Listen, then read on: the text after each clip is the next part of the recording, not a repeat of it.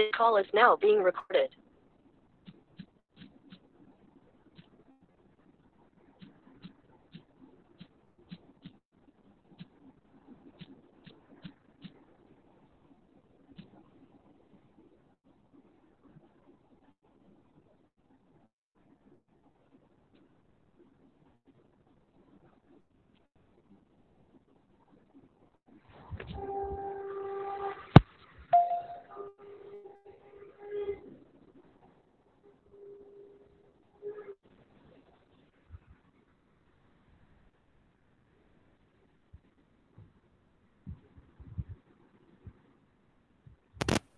কোনো লিংক দেওয়া নেই তো? হ্যাঁ হ্যাঁ হ্যাঁ লিংক দিলাম যে। না লিংক আছে, হ্যাঁ লিংক দেওয়া আছে। ঠিক আছে আবার দিন। এই আসলো পায়েল রয় দিল, এই জাস্ট এলো। ওটা দেখতে পারেন, আমি প্রথমে দিয়েছি সেইটাই ফাইল কপি করে। আসেনি তো, ও পরে যারা জয়েন করেছে তারা দেখতে পাইনি আর কি। হ্যাঁ হ্যাঁ আমি ফার্স্টে দিয়ে দিয়েছি। হ্যাঁ ওকে, welcome everybody. Today is our masterclass webinar series 4. Today's topic, radio jockey. Our speaker Aditi Das, Assistant Professor and Head, Department of Journalism and Mass Communication, Ramakrishna Sharda Mission, Vivekananda Bhavan.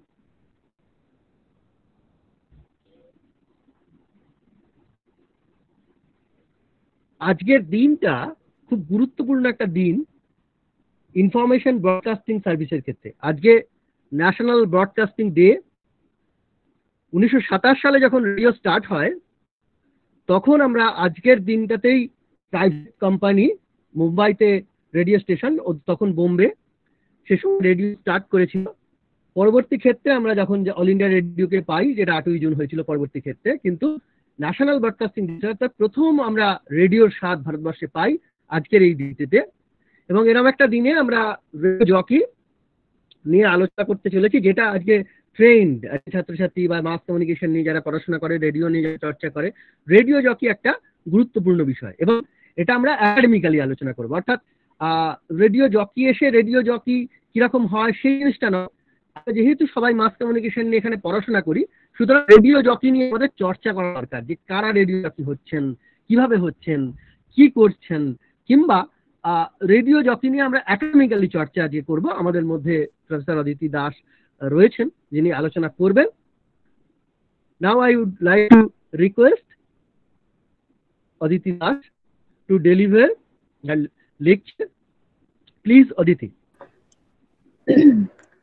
Thank you, Dr. Arnab Kumar Banerjee, for inviting me to the online lecture series.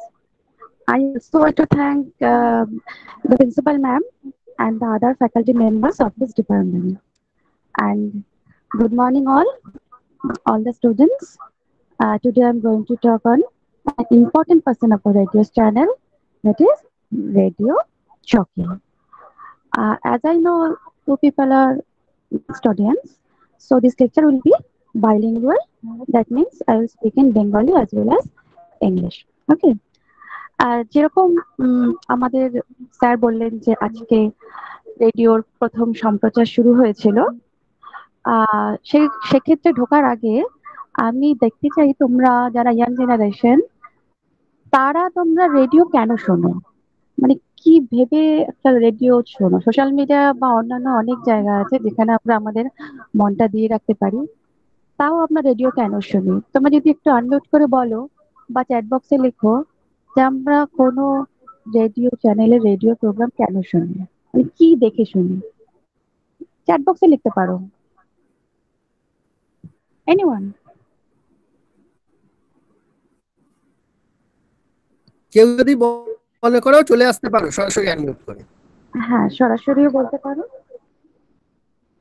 তোমরা শোনো তো radio, তাহলে সেটা বলতে অসুবিধা কোথায়? চলে এসো, যে কেউ আসতে পারে, যে কোনো কলেজ, যে কেউ আসতে পারে। হ্যাঁ নীলাঞ্জন, আমি হ্যাঁ বলো। যেরকম আমাদের যে কোনো সময় যদি মন খারাপ থাকে বা হয়তো কোনো খারাপ সিচুয়েশনের মধ্যে দিয়ে যাচ্ছি, তখন সেই সময় দূরদর্শন বা অন্য কোনো কিছু হয়তো দেখার জিনিসটা আমাদের খুব একটা ভালো লাগে না, তো কোনো রেডিও স্টেশন চালিয়ে দিলাম, তাতে গান হচ্ছে, কোনো অনুষ্ঠান হচ্ছে, সেটা শুনলে, সেটা কথা বললে সেই দিকে আমাদের মনটা চলে যায় এবং তাতে আমাদের মনটা ভালো হয়ে যায়। এটা আমার ক্ষেত্রে খুব ভালো লাগে। আচ্ছা, খুব ভালো বললেন নীলাঞ্জন। আর কেউ? পৌলমি বলছো গান শোনার জন্য, নাটক শোনার জন্য। শুভশ্রীও বলছো various type of information radio দেয় তাই শোনার জন্য। ওকে, ম্যাম, আরেকটা প্রবলেম আছে একটা। হ্যাঁ বলো। ম্যাম, অনেক সময় আমরা রিল্যাক্স করতে চাইছি, সাপোজ আমাদের সারাদিন ক্লান্ত বা কিছু ভালো লাগছে না, একটু রেডিও শুনতে। আমার ফেভারিট স্টেশন হচ্ছে 104.8, তো ওটাও শুনতে ভালো লাগে। হয়তো মনটা খারাপ আছে বা রিল্যাক্স করতে চাইছি, বা আমি হয়তো কোনো অঙ্ক মানে পড়াশোনা করছি বা লেখালেখি কাজ করছি, তো যদি সারাটা মিউজিক থাকে কানের সামনে, তাহলে ফোকাসটা বেশি আসে আমার। হ্যাঁ, সেক্ষেত্রে তুমি তো আরো অডিও স্ট্রিমিং প্ল্যাটফর্মও আছে, গানা.com বা অন্য যে সমস্ত আছে স্পটিফাই বা সাওয়ান, এগুলোও তো আমরা শুনতে পারি যদি গানটাই আমার শোনার উদ্দেশ্য হয়। না না, রেডিওটাই কেন শুনি? শুধু গানটা নয় ম্যাম, ওই যে আজে যারা নিজের যে প্রোগ্রাম হোস্ট করছে, নিজে যারা প্রেজেন্ট করছে, সেগুলোটা শোনা দরকার, ওগুলো নলেজ। ঠিক বলেছো কাজী। কাজী সাফার, তাহলে আমরা রেডিও প্রোগ্রাম যখন শুনি আমাদের মাথায় থাকে যে অডিও স্ট্রিমিং না শুনে এটা কেন শুনছি, কারণ আরজেরা যা বলছে সেই কনভারসেশনের যে কন্টেন্ট সেটা আমাদেরকে আকৃষ্ট করে, তাই তো? তাছাড়া আরজেরা যে স্টাইলে কথা বলে সেটাও ইন্টারেস্টিং লাগে আমাদের। এক একজন আরজেকে আলাদা আলাদা স্টাইলে বলে, দেখবে আরজে মির যেরকম স্টাইলে বলবে, আরজে মালিশকা অন্য স্টাইলে বলবে। ফলে প্রত্যেকের আলাদা আলাদা একটা স্টাইল আছে এবং আমাদের নিজস্ব ভালো লাগাগুলো কোনো না কোনো জায়গায় তাদের সাথে মিলে যায়। ফলে আমাদের তাদের কথা শুনতে ভালো লাগে। তাহলে একটা নিউজ পেপার যখন আমরা পড়ি তখন এডিটর বা রিপোর্টারদের কথা মাথায় রেখে যেমন আমরা নিউজ পেপারটাকে চিনতে পারি বা মাথায় রেখে ওটাকে পড়ি যে আমাদের ভালো লাগাগুলো বা আমাদের নীতিগুলো ওদের সাথে মিলে যায় বলে। কিন্তু একটা চ্যানেলের বৈচিত্র্যটাকে তার আর্যের উপর, আর্যে যদি খুব ভালো লাগে আমার মনের মতো হয় তাহলে আমি ঘুরে ঘুরে সেই চ্যানেলটাই লাগাবার বা তার প্রোগ্রামটা যখন ব্রডকাস্ট হচ্ছে সেটা শোনার একটা আমাদের আহ অভিপ্রায় থাকে। তাছাড়া আর্যের যে যারা থাকে তারা তো শুধু গান প্লে করে না, তার সাথে তারা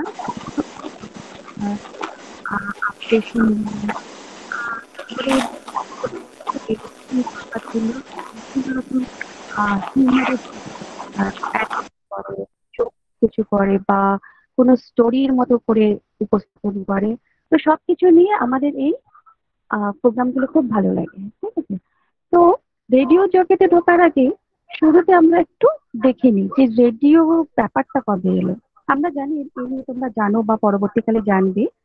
আমি খুব বিশদে যাচ্ছি না, কিছু ইম্পর্টেন্ট সময়ের কথা উল্লেখ করছি যে রেডিও শুরু থেকে আমাদের এফএম অব্দি আসা আর মধ্যে একটু ইতিহাসটা, ঠিক আছে? দেখা যাচ্ছে যে রেডিও ফার্স্ট আমাদের দেশে আসে। আমার আমার দেখা যাচ্ছে তো আমার স্লাইডটা, কে যদি একটু হ্যাঁ বলো।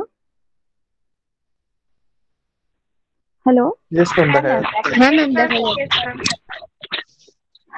তো রেডিও ফার্স্ট যখন স্টার্ট হয় ইন্ডিয়াতে তখন আমাদের ব্রিটিশ পিরিয়ড, সেখানে বম্বে প্রেসিডেন্সি রেডিও ক্লাবের তরফ থেকে ছোটখাটো জুন 1923-তে স্টার্ট হয়েছিল, কিন্তু সেভাবে বৃহত্তর ক্ষেত্রে নয় বা প্রচারের জন্য নয়।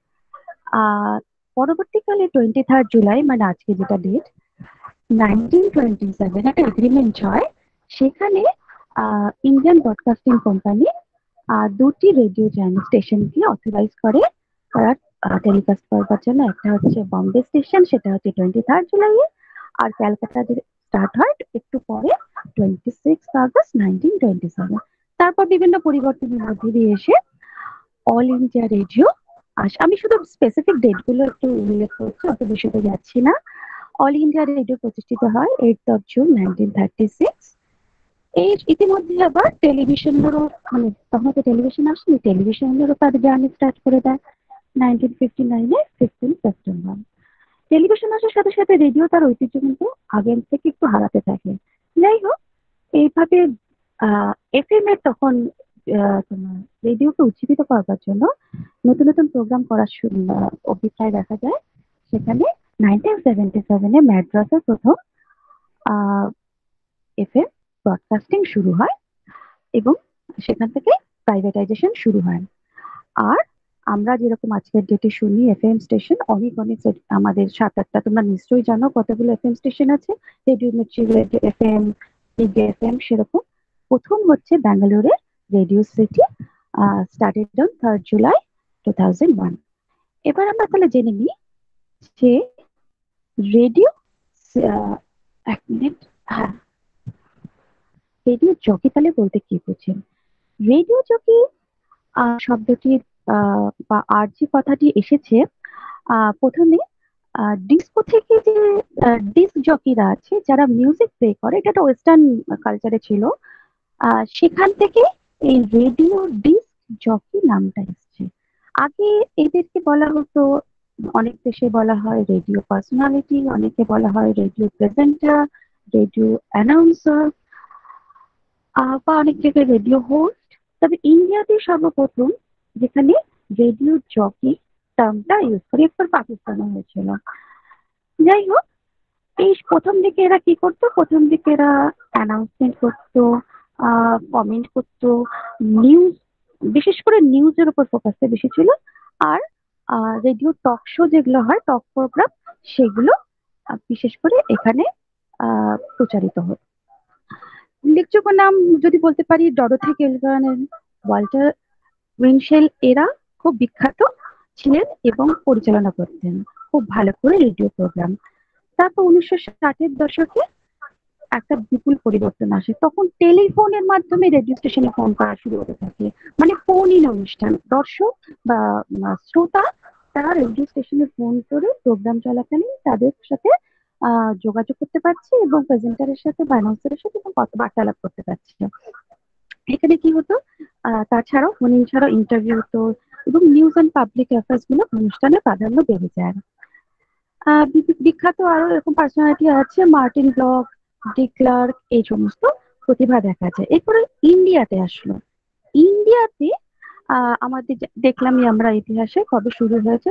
তবে বিখ্যাত যদি কোনো রেডিও অ্যানাউন্সার হয়, তিনি ছিলেন আমিন সায়ানি। ঠিক আছে, তার একটা বিখ্যাত অনুষ্ঠান ছিল বিনাকা গীতমালা।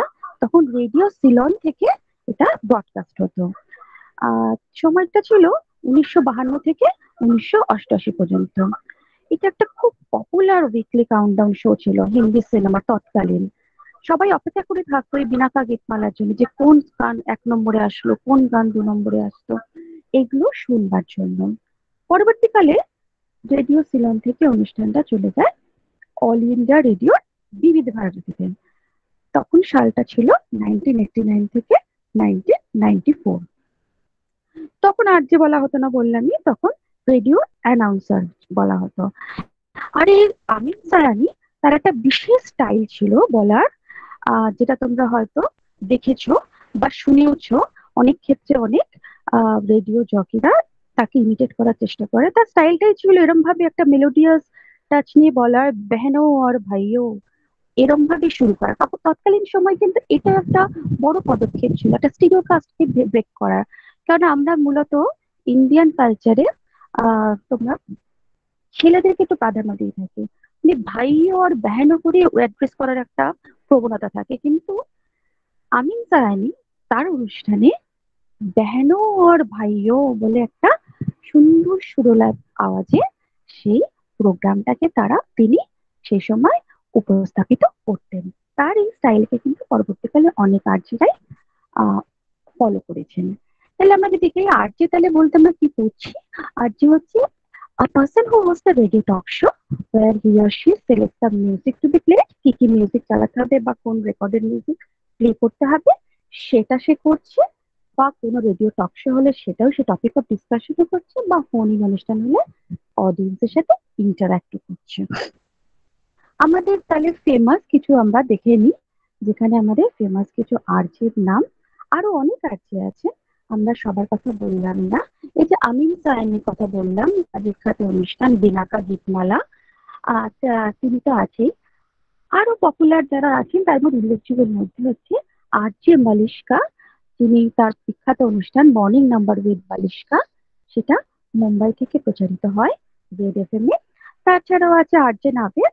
আরজে নাভেদের অনুষ্ঠান আমরা অন্য ক্ষেত্রে সোশ্যাল মিডিয়াও দেখেছি, সেগুলো আমরা পরে আলোচনা করছি। আরজে নাভেদও আছেন, তার বিখ্যাত অনুষ্ঠান বা পপুলার অনুষ্ঠান মির্চি মুরগা বা দিল্লি কা ডন। তারপরে আরজে সাইমা, পুরানি জেমস। আরজে সাইমা কিন্তু ফরেন রেডিও স্টেশনেও অনুষ্ঠান করে থাকেন। তারপর হচ্ছে আরজে নিতিন বা আরজে রনক। এছাড়া আবার কলকাতারও কিছু বিখ্যাত আরজেস আছে, RJ Mir, RJ Praveen, RJ Soumukh, RJ Kaushik, RJ Nilanjan, আরো অনেকে আছে। তোমরা ভেবো না যে এই কজনই আছে বা ম্যাম কেন এই কজনের নামই বলছে, তোমাদের আরো ফেভারিটও থাকতে পারে। আমি কয়েকজনের ছবি দিলাম। তো এছাড়াও দেখা যাচ্ছে বর্তমানে বলিউড সেলিব্রিটিরাও আছে, যারা তাদের কেরিয়ারকে অন্য একটু দিশা দেখানোর জন্য বা বলিউডে প্রবেশ করার আগে তারা আরজে হিসেবে কাজ করেছে। শুরুর দিকে যদি আমরা দেখি, সুনীল দত্ত বলিউডে পা রাখার আগে তিনি রেডিও সেলনে অনুষ্ঠান করতেন। তিনিও রেডিও প্রেজেন্টার বা অ্যানাউন্সার ছিলেন। তিনি বিখ্যাত সেই সময় দিলীপ কুমার, শাম্মী কাপুর এদেরও ইন্টারভিউ নিয়েছেন।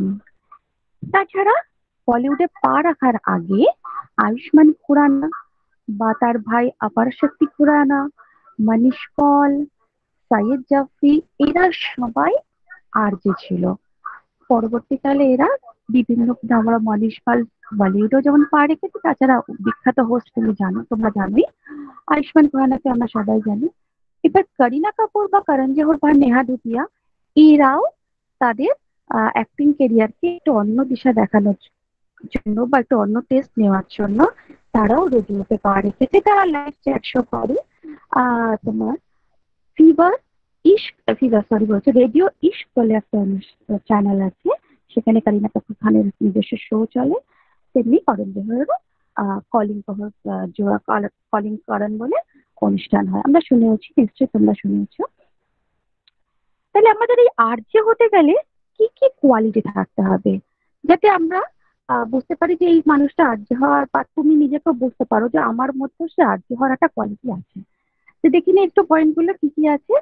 বলছে আরজে হওয়ার প্রথম শর্তই হচ্ছে তোমার আওয়াজটা যেন ক্লিয়ার হয়, তোমার যেন ওয়েল মডুলেটেড ভয়েস হয়। মানে কি, তুমি হাই পিচেও কথা বলতে পারো, তুমি লো পিচেও কথা বলতে, সেগুলো যেন স্বতন্ত্র করে বোঝা যায়। তুমি দুঃখের সময় তোমার গলার আওয়াজ কিরম হবে, আনন্দের সময় কিরম হচ্ছে, বা উচ্ছ্বাসের সময় কিরম হচ্ছে, সেগুলো যেন আলাদা আলাদা করে তুমি প্রকাশ করতে পারো।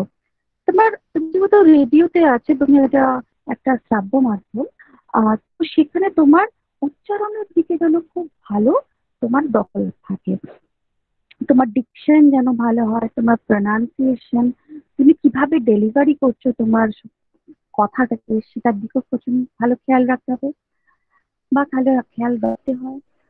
তোমার ভাষার উপরে স্ট্রং কমান্ড থাকতে হবে, যে ল্যাঙ্গুয়েজের উপর এবং ভোকাবুলারির উপর। তুমি সে বাংলায় বলো বা ইংলিশে বলো বা হিন্দি বলো, বেশিরভাগ ক্ষেত্রে তোমাকে ল্যাঙ্গুয়েজ জানা বা যে অঞ্চল থেকে তোমার চ্যানেলটা প্রচারিত হচ্ছে সেখানকার লোকাল ল্যাঙ্গুয়েজটা জানা থাকলে তুমি তোমার এই প্রফেশনে তোমার একটা খুব অ্যাডেড অ্যাডভান্টেজ থাকে, এবং হওয়াটা উচিত। তোমার সব ভাষাতে সাবলীল ভাবে কথা বলার একটা দক্ষতা থাকা উচিত। তোমার সেন্স অফ হিউমার খুব ভালো হওয়া দরকার। আমরা দেখেছি আজকে সেন্স অফ হিউমার খুব ভালো থাকে।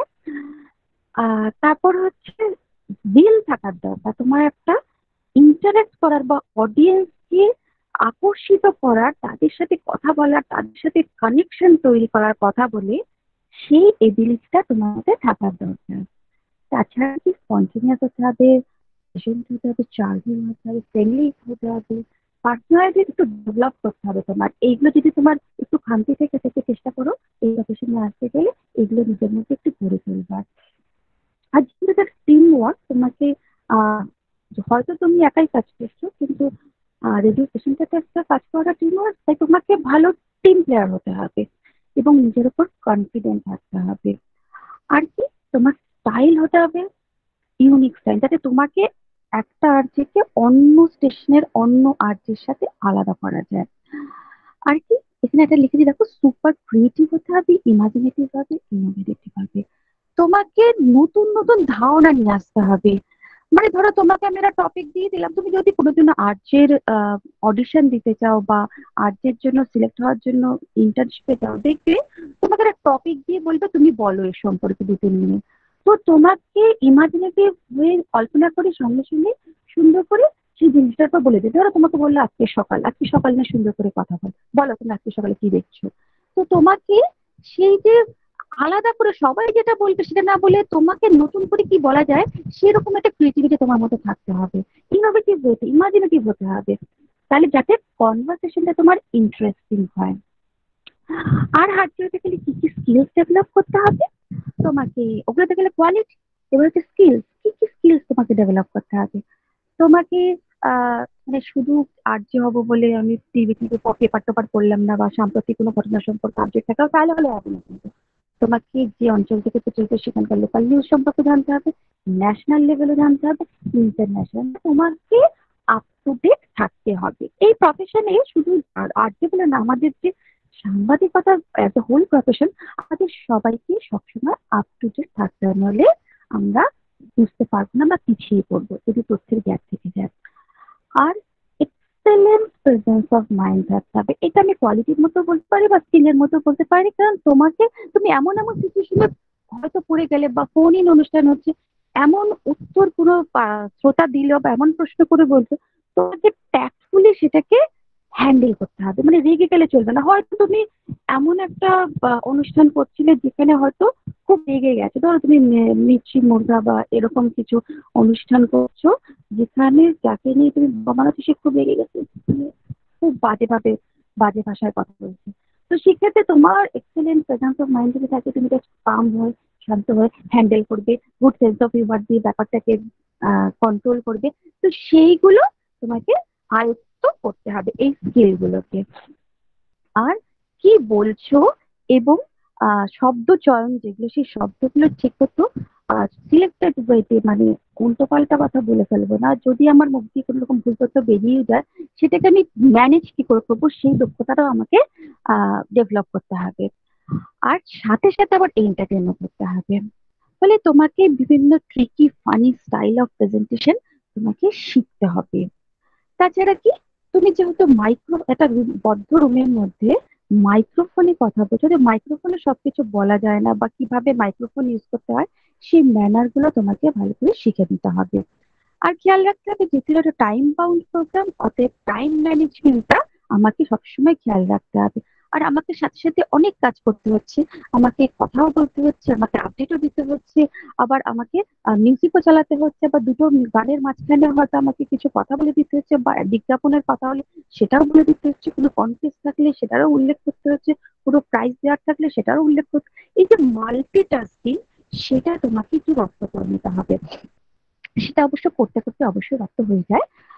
তারপর হচ্ছে টাইমিং, তুমি কখন কাজ করবে। যখন শুরুর দিকে আমরা আরজে হতে যাই বা কেউ যদি আরজে হতে যায়, তখন কিন্তু সেই সকালবেলার শিফট বা রাত এমন অড টাইম বা উইয়ার্ড টাইমে আমাদের আরজে স্লট গুলো শিফট গুলো পড়ে প্রোগ্রামে, তখন কিন্তু যে আমি করতে পারবো না বা অত সকালে আসতে পারবো না বা অত রাতে আমার অসুবিধা, সেগুলো হলে হবে না। তোমাকে ফ্লেক্সিবিলিটি রাখতে হবে। তুমি যদি শুরু থেকেই এখন পারবো না তখন পারবো না, তাহলে স্টেশন বা চ্যানেল গুলো তোমাকে বলে দেবে তোমাকেও এখন আমরা নিতে পারলাম না।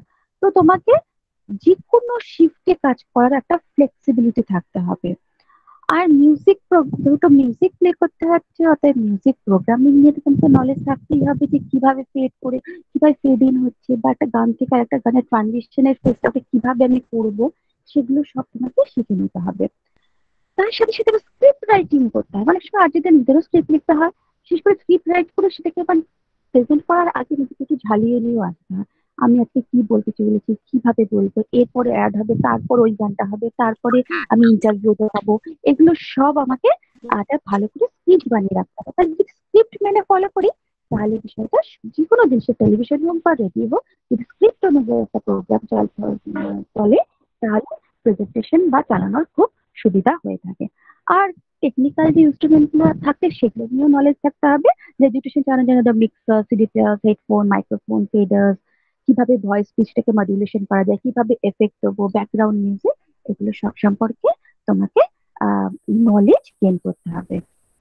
এবার আমরা আসি যে কত ধরনের রেডিও জকির রোল হয়। মানে এটা যে সবসময় আমাদের ইন্ডিয়াতে সেভাবে পরিষ্কারভাবে দেখা যায় তা না, ওয়েস্টার্ন কান্ট্রি গুলোতে এগুলো আলাদা করে দেখা যায়। যাই হোক, আহ 4 ধরনের রোলের কথাই বলা হচ্ছে। একটা হচ্ছে এফএম এএম রেডিও। আচ্ছা, এফএম এএম তোমরা নিশ্চয়ই জানো। এফএম এর ফুল ফর্ম হচ্ছে ফ্রিকোয়েন্সি মডিউলেশন, এম এর হচ্ছে অ্যামপ্লিটিউড মডিউলেশন।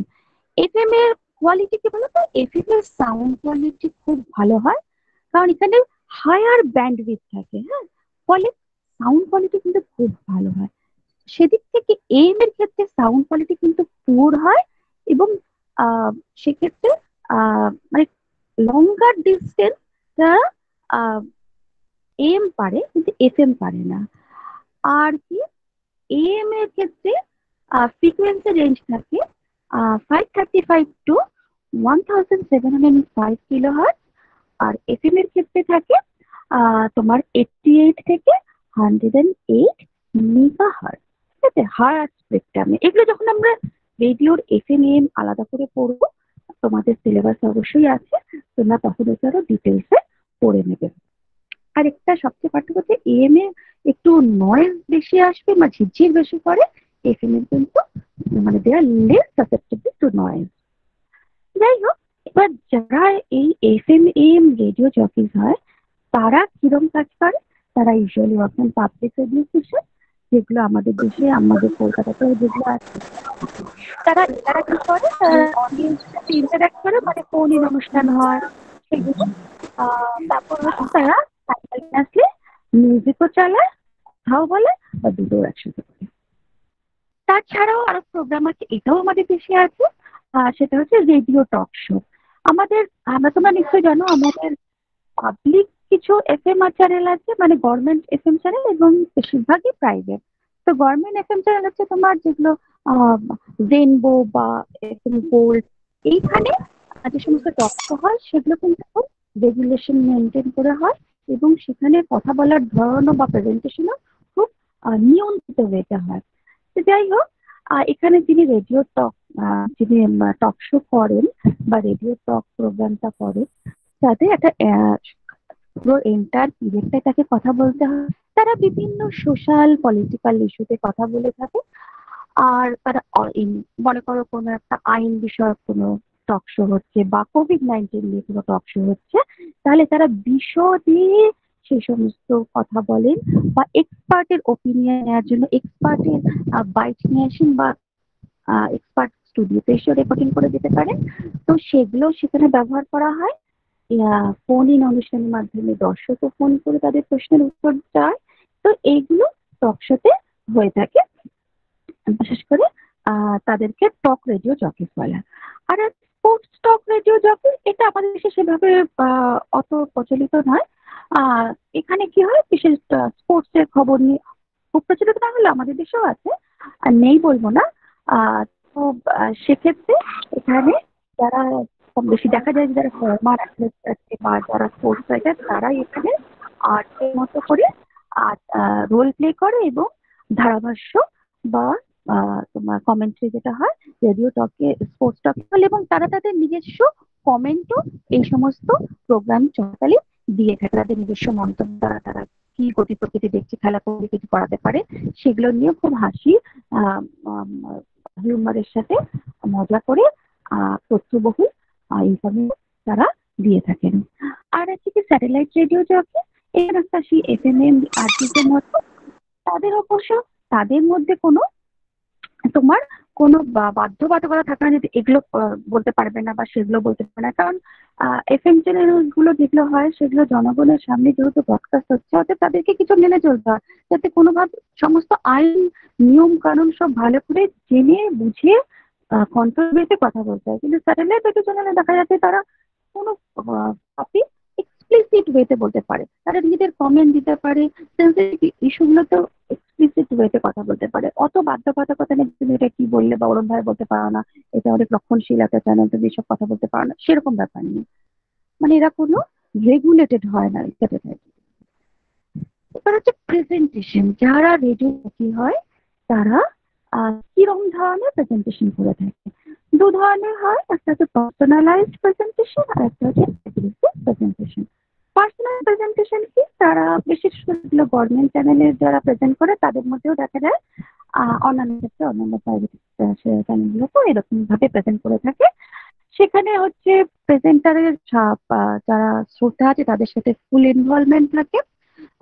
লিসনাররা যদি কোনো টেক্সট করে বা সোশ্যাল মিডিয়ায় বা অন্য কোনো ভাবে যদি কোনো সব প্রোগ্রাম সংক্রান্ত কোনো প্রশ্ন বা রিকোয়েস্ট থেকে থাকে, সেগুলো ওনারা ইনস্ট্যান্ট রিপ্লাই দেন যিনি প্রেজেন্টার আছে। বা যারা স্পেশাল অডিয়েন্স আছে বা স্পেশাল যারা লিসনার্স আছে, তারা কোনো একটা প্রোগ্রাম সম্পর্কে শুনছে, ধরো এইডস নিয়ে কোনো অনুষ্ঠান হচ্ছে বা কোনো একটা সেন্সিটিভ ইস্যু নিয়ে অনুষ্ঠান হচ্ছে, সেখানে তারা পার্সোনাল টাচ মানে তিনিও কষ্টটা বুঝতে পারছেন বা তিনিও সমস্যাটা বুঝতে পারছেন, এইরকম ভাবে তারা প্রেজেন্ট করে থাকে। আরেক রকম প্রেজেন্টেশন আর সেটা হচ্ছে অ্যাগ্রেসিভ। অ্যাগ্রেসিভ মানে কিন্তু এই নয় যে আমি খুব অ্যাগ্রেশন নিয়ে রেগে রেগে বলছি, সেরকম নয়। এই নামটা এরকম হয়েছে। এইরকম প্রোগ্রামগুলো হচ্ছে বিশেষ করে কমার্শিয়ালি ওরিয়েন্টেড স্পন্সর প্রোগ্রাম, যেখানে বিজ্ঞাপন, যে বলেছিলাম বিনা কাগজমালা বা এমন অনুষ্ঠান যেখানে অ্যাডভার্টাইজার নাম শুরুতেই আসবে, তো সেই রকম যে কমার্শিয়ালি ওরিয়েন্টেড স্পন্সর প্রোগ্রাম, সেখানেই অ্যাগ্রেসিভ প্রেজেন্টেশন বলছে। সেখানে কি আমি যেভাবে প্রেজেন্ট করি তার সাথে জোকসও অ্যাড করছি বা তোমার ডেকোরেটিভ ওয়ার্ডস ইউজ করছি, আমি হিউমার যোগ করছি, আমি ইন্টারেস্টিং করছি, গল্পের মতো অ্যানেকডোটস ইউজ করছি। মানে আমি অনুষ্ঠানটাকে ইন্টারেস্টিং, মনোগ্রাহী এবং পুরো আগেরটার থেকে আলাদা একটা অনুষ্ঠানের মতো করে প্রেজেন্ট করাতে, যাতে আমার প্রোগ্রামকে আমি যদি সহজ সরল ভাষায়, আমার শ্রোতারা যেহেতু ইয়াং জেনারেশন, তাদের মতো করে কথা বলি, তাহলে অনেক বিশ্বাসযোগ্য বলে মনে হয় এই সমস্ত প্রেজেন্টেশন এবার প্রেজেন্ট করলে, এবং ইন্টারেস্টিং ও লাগে। তাছাড়া প্রোগ্রাম চলাকালীন 2 বা 3টে গানের মাঝখানে বা এখান থেকে ওখান যখন হচ্ছে তার মাঝখানে আমি বিজ্ঞাপনের কথা বলছি, বা কোনো প্রোগ্রামে কোনো এই কোয়েশ্চেনগুলোর আনসার দিলে আপনারা এই প্রাইজ পাবেন, ফ্রি গিফট, ভাউচার, এগুলো সব অ্যানাউন্স করতে থাকি। তো এই যে প্রেজেন্টেশন এইভাবে যে আর্টিরা প্রেজেন্ট করে, সেইরকম প্রেজেন্টেশনকে অ্যাগ্রেসিভ প্রেজেন্টেশন বলা হচ্ছে। এবার আমরা দেখে নিই তাহলে রোলস অ্যান্ড রেসপন্সিবিলিটিস কি কি একটা যে যখন কাজ করে কোনো রেডিও স্টেশনে তাদের কি কি রেসপন্সিবিলিটি থাকে। তাহলে প্রথমেই হচ্ছে আমি একটা রেডিও প্রোগ্রাম করছি, তাহলে আমি ওই প্রোগ্রামের হোস্ট বা সূত্রধার, মানে যে কোনো একটা অনুষ্ঠানে যেরকম একটা হোস্ট থাকার দরকার পরিচালনা করার জন্য, সেরকম রেডিও শোকে হোস্ট করে বা হোস্টের দায়িত্ব পালন করে এই আর্চেরা।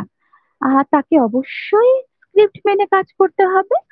তাছাড়া কি তোমার তাকে যে গানও শোনাবো, বিনোদনও দেব, আবার তার সাথে তাদেরকে বিভিন্ন রকম তথ্য প্রদান করবো। সে তথ্য তোমার মিউজিক নিয়ে হোক, সে তথ্য আমার মানে যে গানটা চলছে সেই গানটা সম্পর্কিত তথ্য, বা ওয়েদার, তখনকার আজকের ওয়েদারটা কিরকম সেই নিয়েও একটু তথ্য দিয়ে দিলাম সাথে, বা ট্রাফিক আমরা জানি এখানে আমরা চালালে শুনতে পারি যে কোথায় কোন ট্রাফিক আছে, কোথায় কতটা জ্যামে আটকে আছে, সে সমস্ত রাস্তায় আমরা যাতে বুঝতে পারি যে আমি গাড়িতে থাকি, আমি ওই রাস্তাটা অ্যাভয়েড করবো, বা ওই রাস্তাটা আমার এত জ্যাম আছে, আমি তাহলে অন্যদিকে যাওয়ার চেষ্টা করবো। এই সমস্ত গান চলাকালীন কথা বলতে বলতে আমি এই তথ্যগুলো দেবো, এবং সেগুলো খুব সফিস্টিকেটেড এবং অ্যাট্রাক্টিভ হয়েছে। আর মাল্টিটাস্কিং তো আমাকে করতেই হচ্ছে, সেটা আমার কোয়ালিটির মধ্যে দেখতে হবে। আমার মাল্টিটাস্কিং এতগুলো কাজ আমাকে একসাথে করতে হচ্ছে, অতএব আমাকে সেই টাইম ম্যানেজমেন্টটা, জ্ঞানটা যেন সবসময় ভালো থাকে। আর বিভিন্ন সাউন্ড রিকভারমেন্ট আমরা ইউজ করছি, সেগুলো যেন আমরা ঠিকঠাক ইউজ করছি। আর ওগুলো আমরা স্কিল আমরা দেখেছিলাম, যদি আমরা সব ঠিকঠাক শিখে নিই, তাহলে আমরা ঠিকঠাক রয়েছে সেগুলো আমরা যখন আমি দায়িত্ব পাবো একজন আছে, ঠিকঠাক ইউজ করতে পারবো যখন যেটার দরকার। আর কি আমার সবসময় মাথায় রাখতে হবে, আমি যে কোনো কমিউনিকেশনের কাজ হচ্ছে ইনফর্ম করা, এডুকেট করা, এন্টারটেইন করা। এক্ষেত্রেও তাই, আমরা ইনফর্ম করবো, এডুকেট করবো, এন্টারটেইন করবো, তার সাথে সাথে আমরা আপডেটও করবো। সঙ্গে সঙ্গে চলাকালীন আমরা আপডেটও করতে থাকবো। এবার মনে করো তুমি বা তোমরা যারা মনে করছো যে আমরা পরবর্তীকালে আরজে হব, তাহলে আমরা নিজেদেরকে এখন থেকে কিভাবে প্রিপেয়ার করবো? প্রথমত ক্লাস 12 পাস করেও করা যায়, কিন্তু আমি বলবো তোমরা গ্রাজুয়েশনের পরে এর যাওয়ার মনস্থ করো, মানে একটা ডিগ্রি তো দরকার পড়ে অবশ্যই। তার মধ্যে আমরা কি করে নেবো, যেহেতু তোমরা এখন ফার্স্ট ইয়ার আছো, সবে সেকেন্ড ইয়ারে আছো, তোমরা অনেক অনেক রেডিও শোনো, শুনে দেখো যে আরজেরা কিরম ভাবে কথা বলে, আরজেদের কোনো কল আসলে তারা কিভাবে হ্যান্ডেল করে, কিভাবে লিসনারদের দ্বারা ইন্টারাক্ট করছে, কিভাবে তারা কোনো অকওয়ার্ড সিচুয়েশনে বা অকওয়ার্ড কমেন্ট যদি দিয়ে দেয়, সেক্ষেত্রে আমরা কিভাবে মানে আরজেরা কিভাবে সিচুয়েশন হ্যান্ডেল করে কিভাবে আনসার করছে। আর চেষ্টা করো একটু ট্রেনিং নেওয়ার, কারণ আমরা অনেক সময় বুঝতে পারি না যে কতটা কিভাবে উচ্চস্বরে কথা বললে বা নিচুস্বরে কথা বললে বা রেডিওতে সেটা কেমন শোনা যায়, সেগুলো এগুলো ইনস্টিটিউট আছে তোমাদের, সেখানে জয়েন করে তোমরা এই ভোকাল ট্রেনিং গুলো যদি নিয়ে নাও, তাহলে কিন্তু পরবর্তীকালে খুব সুবিধা হয়। তারপর তোমরা ইন্টার্নশিপ করতে পারো। অল ইন্ডিয়া রেডিওতে 3 মাস পর পর ইন্টার্নশিপ প্রোগ্রাম হয়, বা তুমি আমাদের যে এফএম চ্যানেলগুলো আছে সেখানে অ্যাপ্লিকেশন করতে পারো ফর সাবস্ক্রিপশন, যে আমি ইন্টার্নশিপ করতে চাই। তো ওদের যখন দরকার পড়ে ওরা অবশ্যই ইন্টার্নশিপের জন্য ডাকে। তো সেখানে গিয়ে তোমরা হ্যান্ডস অন এক্সপিরিয়েন্স হতে পারো, তোমরা ওখানে গিয়ে শিখতে পারো কিভাবে এই সমস্ত কাজ হয়ে থাকে এবং কিভাবে কি হয়, সবকিছু আমরা ইন্টার্নশিপে গেলে শিখে নিতে পারবো। তাছাড়াও প্রথমেই মানে প্রথমেই ভেবো না যে আমি সোজা গিয়ে বড় বড় এফএম চ্যানেল যেগুলো পপুলার আছে সেগুলো গিয়ে আমি একটা স্থান দখল করে নেব, কারণ অলরেডি সেখানে একজন আছেন, প্রোগ্রাম খুব সুন্দরভাবে পরিচালনা করছেন, তাকে সরিয়ে তোমাকে ওই জায়গা নেওয়া প্রথমেই সেটা হবে না। তোমাকে প্রথমে এক্সপিরিয়েন্স গ্যাদার করতে হবে। এক্সপিরিয়েন্স গ্যাদার করার জন্য আমি বলবো তোমাদের এরিয়া বা তুমি যদি পরবর্তীকালে কোনো ইউনিভার্সিটিতে ভর্তি হও, সেখানেও ক্যাম্পাস রেডিও আছে, কমিউনিটি রেডিও আছে, সেসব জায়গায় নিজেদের প্র্যাকটিস করো, ঠিক আছে? ওখান দিয়ে শুরু করো, তাহলে কি তোমাদের অল্প অল্প করে এক্সপিরিয়েন্সও হয়ে যাবে ব্যাপারটা কি হয় কিভাবে হয়, যাতে পরবর্তীকালে যখন তুমি অডিশন দিতে যাবে বা ইন্টারভিউ দিতে যাবে, তোমার একটা অ্যাডেড অ্যাডভান্টেজ থাকবে যে আমি এখানে কাজ করি এবং আই হ্যাভ দ্যাট নলেজ, আমার কাছে সেই নলেজ আছে যে কিভাবে করতে হয়, আমি এরকম জায়গায় কাজ করে এসেছি। তাছাড়াও যারা প্রফেশনালস আছে আর মানে এই সমস্ত বিষয়, তাদের সাথেও ভালো করে যোগাযোগ রাখো, তাদের কাছ থেকে শেখার চেষ্টা করো যে কিভাবে কি করা হয়। আর লাস্টের পয়েন্টে দেখো, তোমরা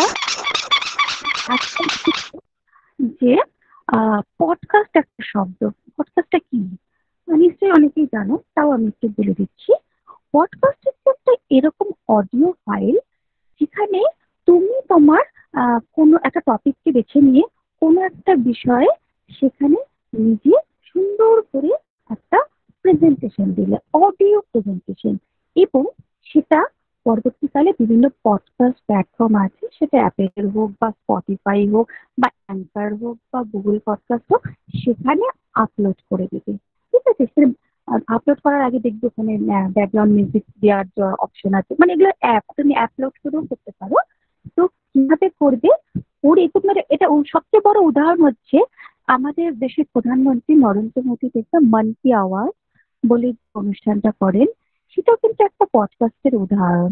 সেখানে পডকাস্টে তাকে কিন্তু দেখা যায় না, কিন্তু তার যে কথাগুলো সেগুলো কিন্তু খুব সুন্দরভাবে উনি ব্যক্ত করেন, এবং সেটা যারা শোনার বা যারা তার ফলোয়ার্স আছে বা যাদের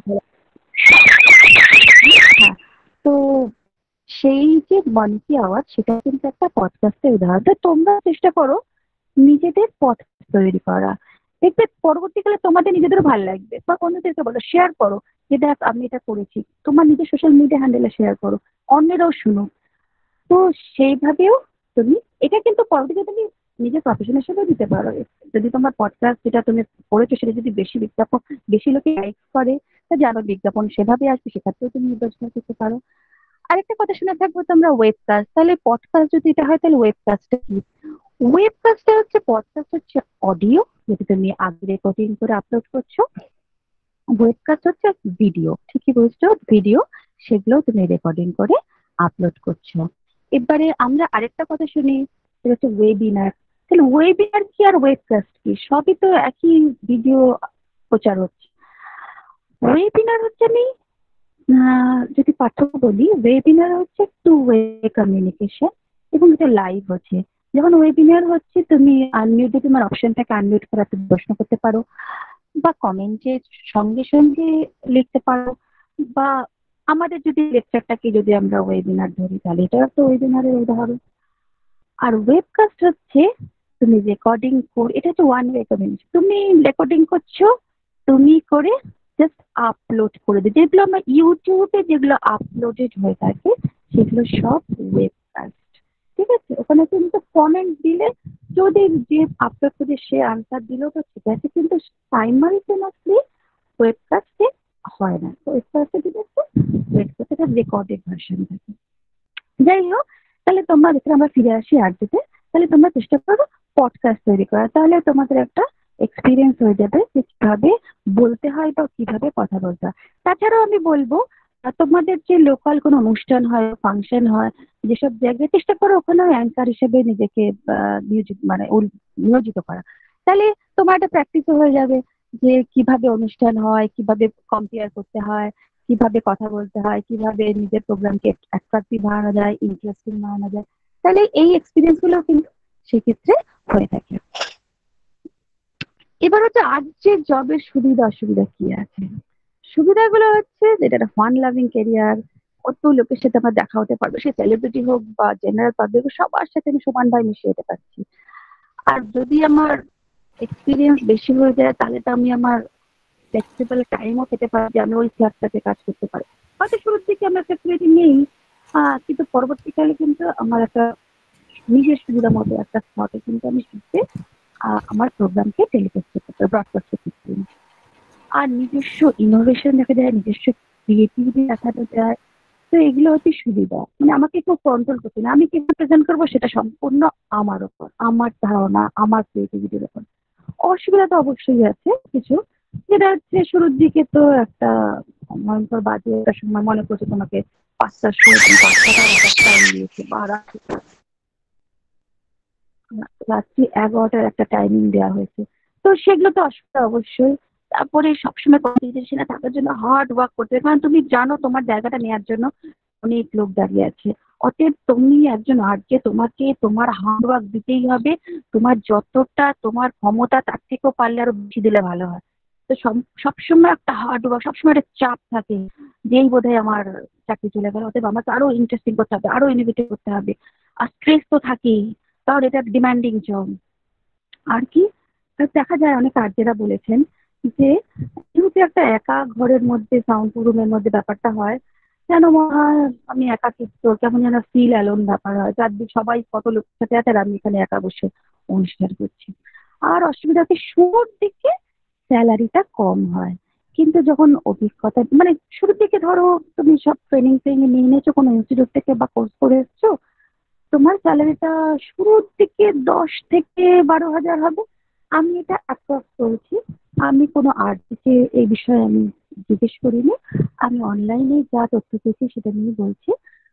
10 থেকে 12 হাজার মতো তোমার প্রথম দিকে স্টার্টিং স্যালারি হবে। যত তোমার এক্সপিরিয়েন্স বাড়বে তত তোমার স্যালারি ইনক্রিজ করছে, ডাবলও হয়ে যেতে পারে।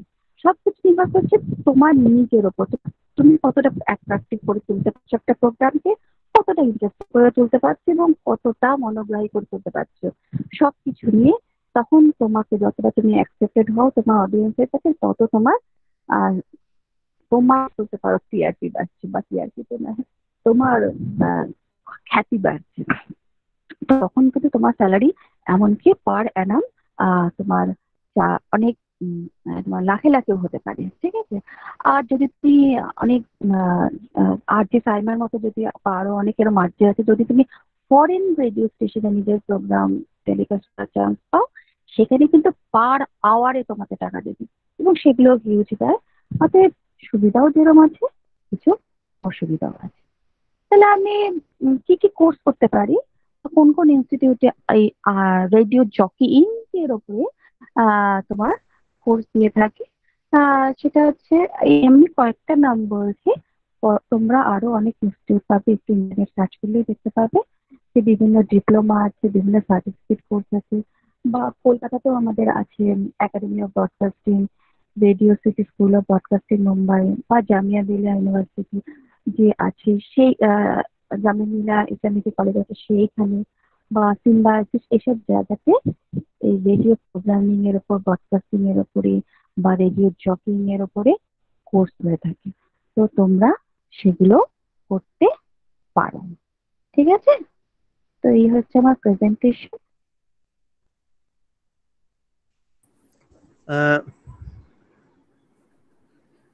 তোমরা অদিতি কোনো শোনা প্রশ্ন যাচ্ছে? থাকলে করতে পারো। হ্যাঁ অদিতি হ্যাঁ শোনা হ্যাঁ যাচ্ছে? হ্যাঁ হ্যাঁ। হ্যাঁ, খুব ভালো প্রেজেন্টেশন আচ্ছা। এবং একটা আমরা মনোজ্ঞ অনুষ্ঠান শুনলাম।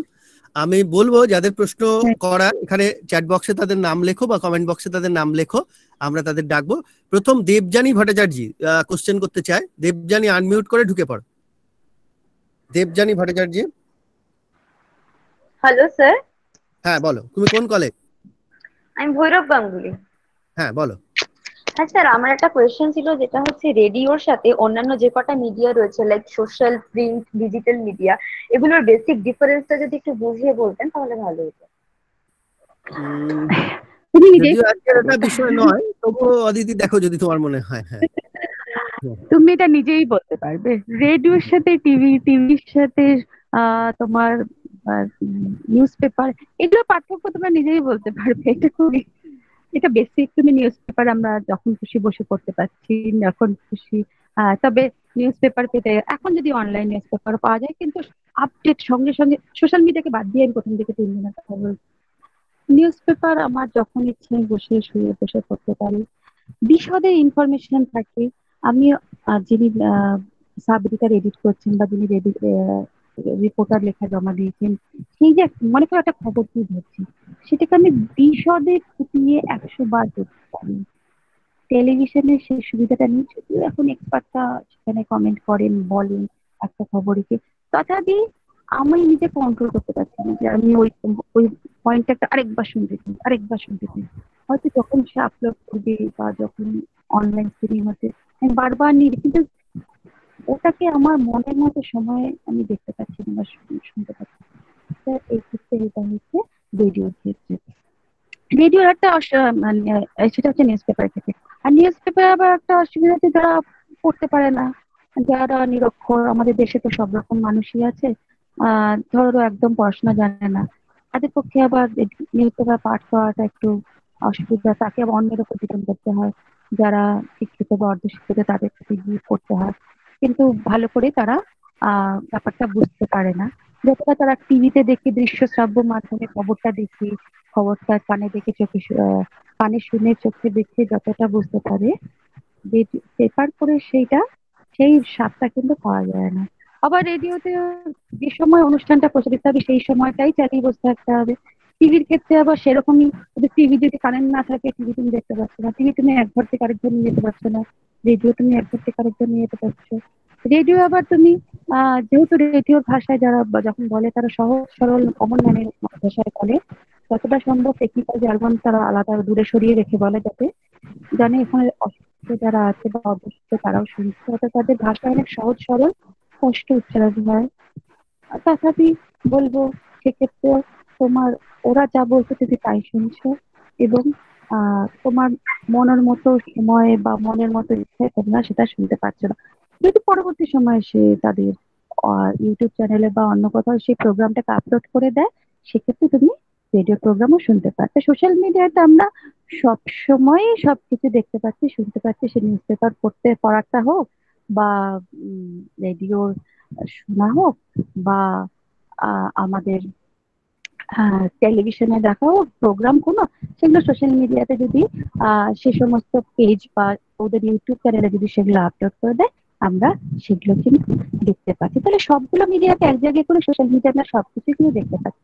তার ফলে কি এরা কম্পিটিশনে কি হারিয়ে গেছে? আমরা কি তাহলে নিউজ পেপার পড়ছি না, আমরা কি টিভি দেখছি না, আমরা কি খালি সোশ্যাল মিডিয়া করে যাচ্ছি? তা কিন্তু না, আমরা কিন্তু সবই দেখছি। আমরা মানে বেশিরভাগ ক্ষেত্রে যারা পাঠক, আমি নিজের ক্ষেত্রে বলবো যে আমি যদি সোশ্যাল মিডিয়াতে খবরটা দেখে থাকি বা পড়ে থাকি, যদিও কতটা তোমার বিশ্বাসযোগ্যতা আছে সেটা নিয়ে একটা দ্বন্দ্ব থেকে যায় সোশ্যাল মিডিয়ায় প্রচারিত কোনো খবরের ক্ষেত্রে, কিন্তু নিউজ পেপার বা টেলিভিশনে বা নিউজ পেপার বেশিরভাগ, মানে যেগুলো স্ট্যান্ডার্ড নিউজ পেপার, তারা হাজারবার ভেরিফাই করে তারপর কোনো খবর তারা প্রকাশিত বা প্রচারিত করে থাকে। সব চ্যানেলের কথা বলবো না, অবশ্যই কিছু এরকম বিতর্কিত চ্যানেলও আছে যেখানে হয়তো ক্রস ভেরিফিকেশন করা হয় না, কিন্তু একটা সাংবাদিক হিসাবে আমাদের যে দায়িত্ব, সবসময় ভেরিফাই করে সঠিক তথ্য সঠিকভাবে তুলে ধরতে হবে।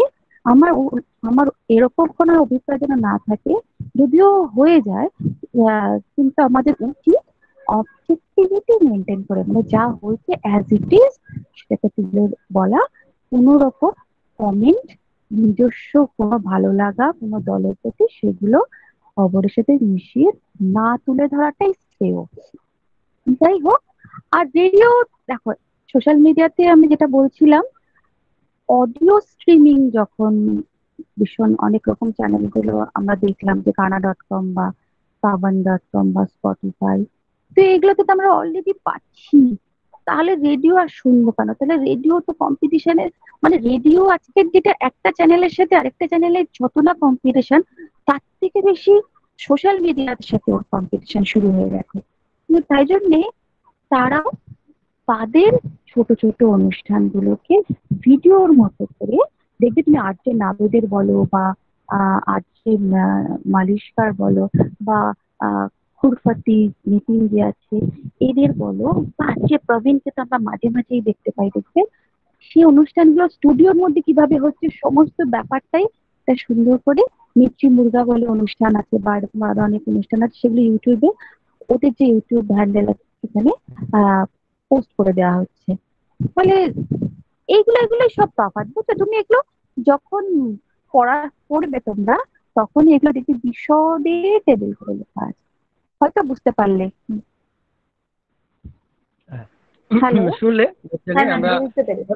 হ্যাঁ হ্যাঁ হ্যাঁ, এবার আসবো আবার। তুমি একটু লক্ষ্য রাখো, আমাদের এই মাস্টার ক্লাসগুলো হচ্ছে এরকম ধরো বিষয় আবার আসবে, যখন হয়তো তুমি আরো ডিটেলস এই প্রশ্নগুলো আসতে পারে। আমরা রেডিও জকি নিয়ে আলোচনা করছি। আমাদের পরবর্তী প্রশ্ন করার জন্য স্নিগ্ধা ঘোষ। স্নিগ্ধা,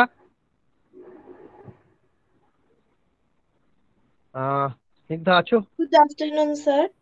হ্যাঁ, কোন কলেজ? Women's College. আচ্ছা, বল।